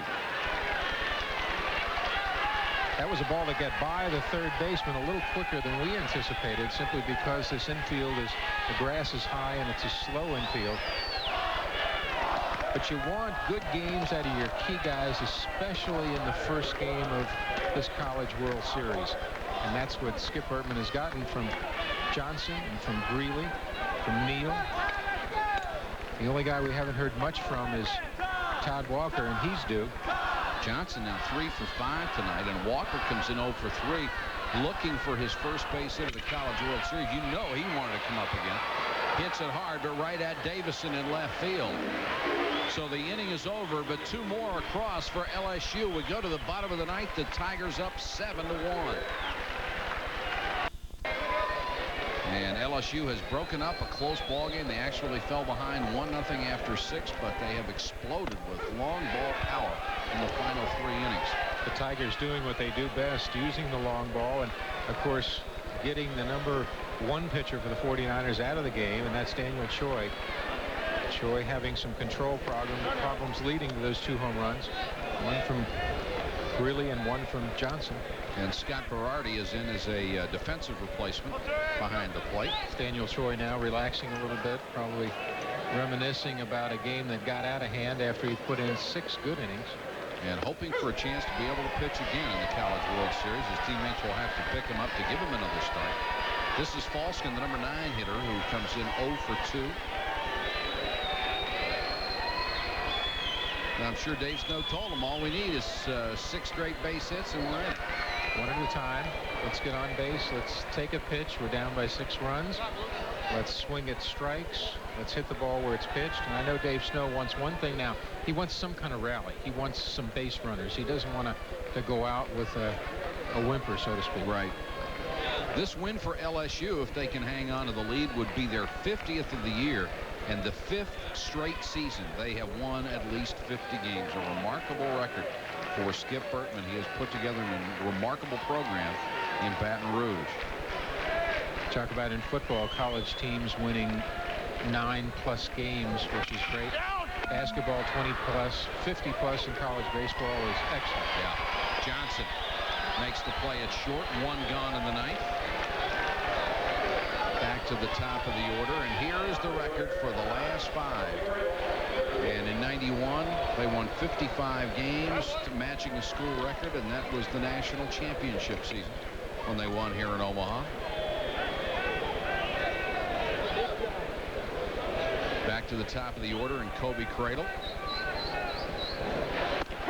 Desperate to get anything started against Soroka, who is coasting right now. And after looking at that chart, I think 55 wins for them in '93 would give them another championship. Yes, it would. Another 5 wins, and they should be there. Those math courses were good at Michigan State, weren't they? Well, only took one good one, but it lasted. That was in batting average. It was batting average 101. And you were good at that. You got an A+, didn't you? An A+ in that. On the inside corner, 1 and 2 to Cradle. We haven't heard much tonight from the Cobra, Kobe Cradle, but he's a good, solid player. This is pitch number 107 on the way from Sorotka, and it's inside. You know, Mike, if you were to say 107 for a major league pitcher, right, that would start to be a lot, but not in college baseball. You'll see 130s, 135s from the good pitchers. Cradle slaps it outside. Why is that? Well, the reason is that it's 2 reasons. One, good young arms, and I think a lot of times the head coaches will develop their pitches to be able to go anywhere from 110 to 125 pitches because you don't have the same bullpens in college baseball. So you want your quality starters to be able to give you 7 good innings. Check swing, and Cradle is down. Now, some of the major league scouts are critical of that in the college programs with allowing young kids to throw that many pitches. Do you agree or disagree? Well, I agree to a certain point. Let's look at this slider that has been Sorotka's signature pitch all night long for a strikeout on Cradle. I think there are 2 types of college coaches. College coaches who coach for the season and for the moment, for the game, and college coaches who develop professional baseball players. And in this case, I think that Skip Bertman's a guy who wants to have each player reach his potential, and even though he may not be a professional player, he wants them to get the most out of their college experience. Sorotka has allowed only 5 base runners all night long, and Eric Martin's the last chance for Long Beach State. 2 gone in the bottom of the 9th, down 7-1. And the strike zone gets a little bit bigger in situations like this, even though I think this has been a well-called game by both the plate umpire and the umpires in the field. Breaking ball outside. Sorotka facing potentially the last batter of the night.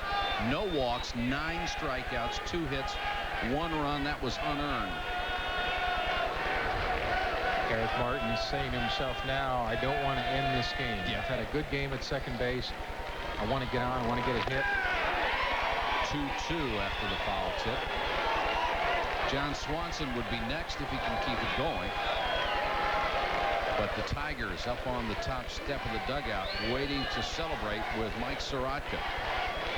Just had a shot of Skip Bertman, who exhaled a little bit and probably said to himself, I think we got this one. If he doesn't, it's as close as he'll ever get before he loses one. That's right. Just outside with a fastball.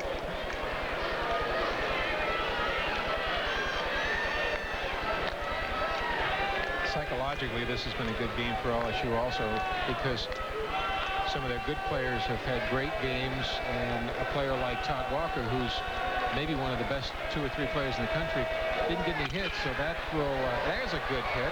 Base hit by Martins down the right field line. He'll make the turn at first and hold there.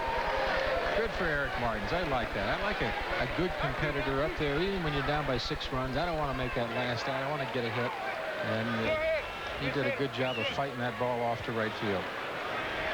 But to get back to Todd Walker for a second, this is going to feed on him for 2 days now. Sure. And he will be really focused for the Tigers' second game. And I wouldn't be surprised if we saw Todd Walker really have a great game the next time out. Eddie Davis, the junior out of New Orleans, is the pinch hitter for John Swanson.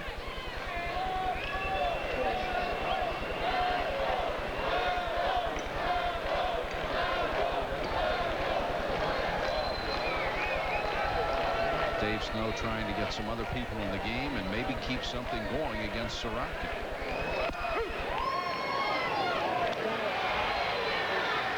Davis only with 28 at bats all year, hitting .214.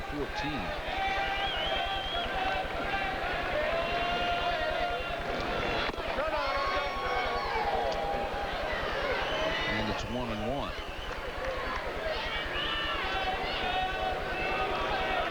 We've said it all about Sorotka. What he wants to do is strike out this last man. In the last couple of guys. I think you're right. He's tended to overthrow a little bit. He wants to get out of here. Pitchers want to end on that keynote strikeout. They want to strike the guy out, have the catcher bring the ball out to him, hand it to him. That'll be it. Fouled straight back, had a good cut. 2-2. So once again, Long Beach State down to its last swing.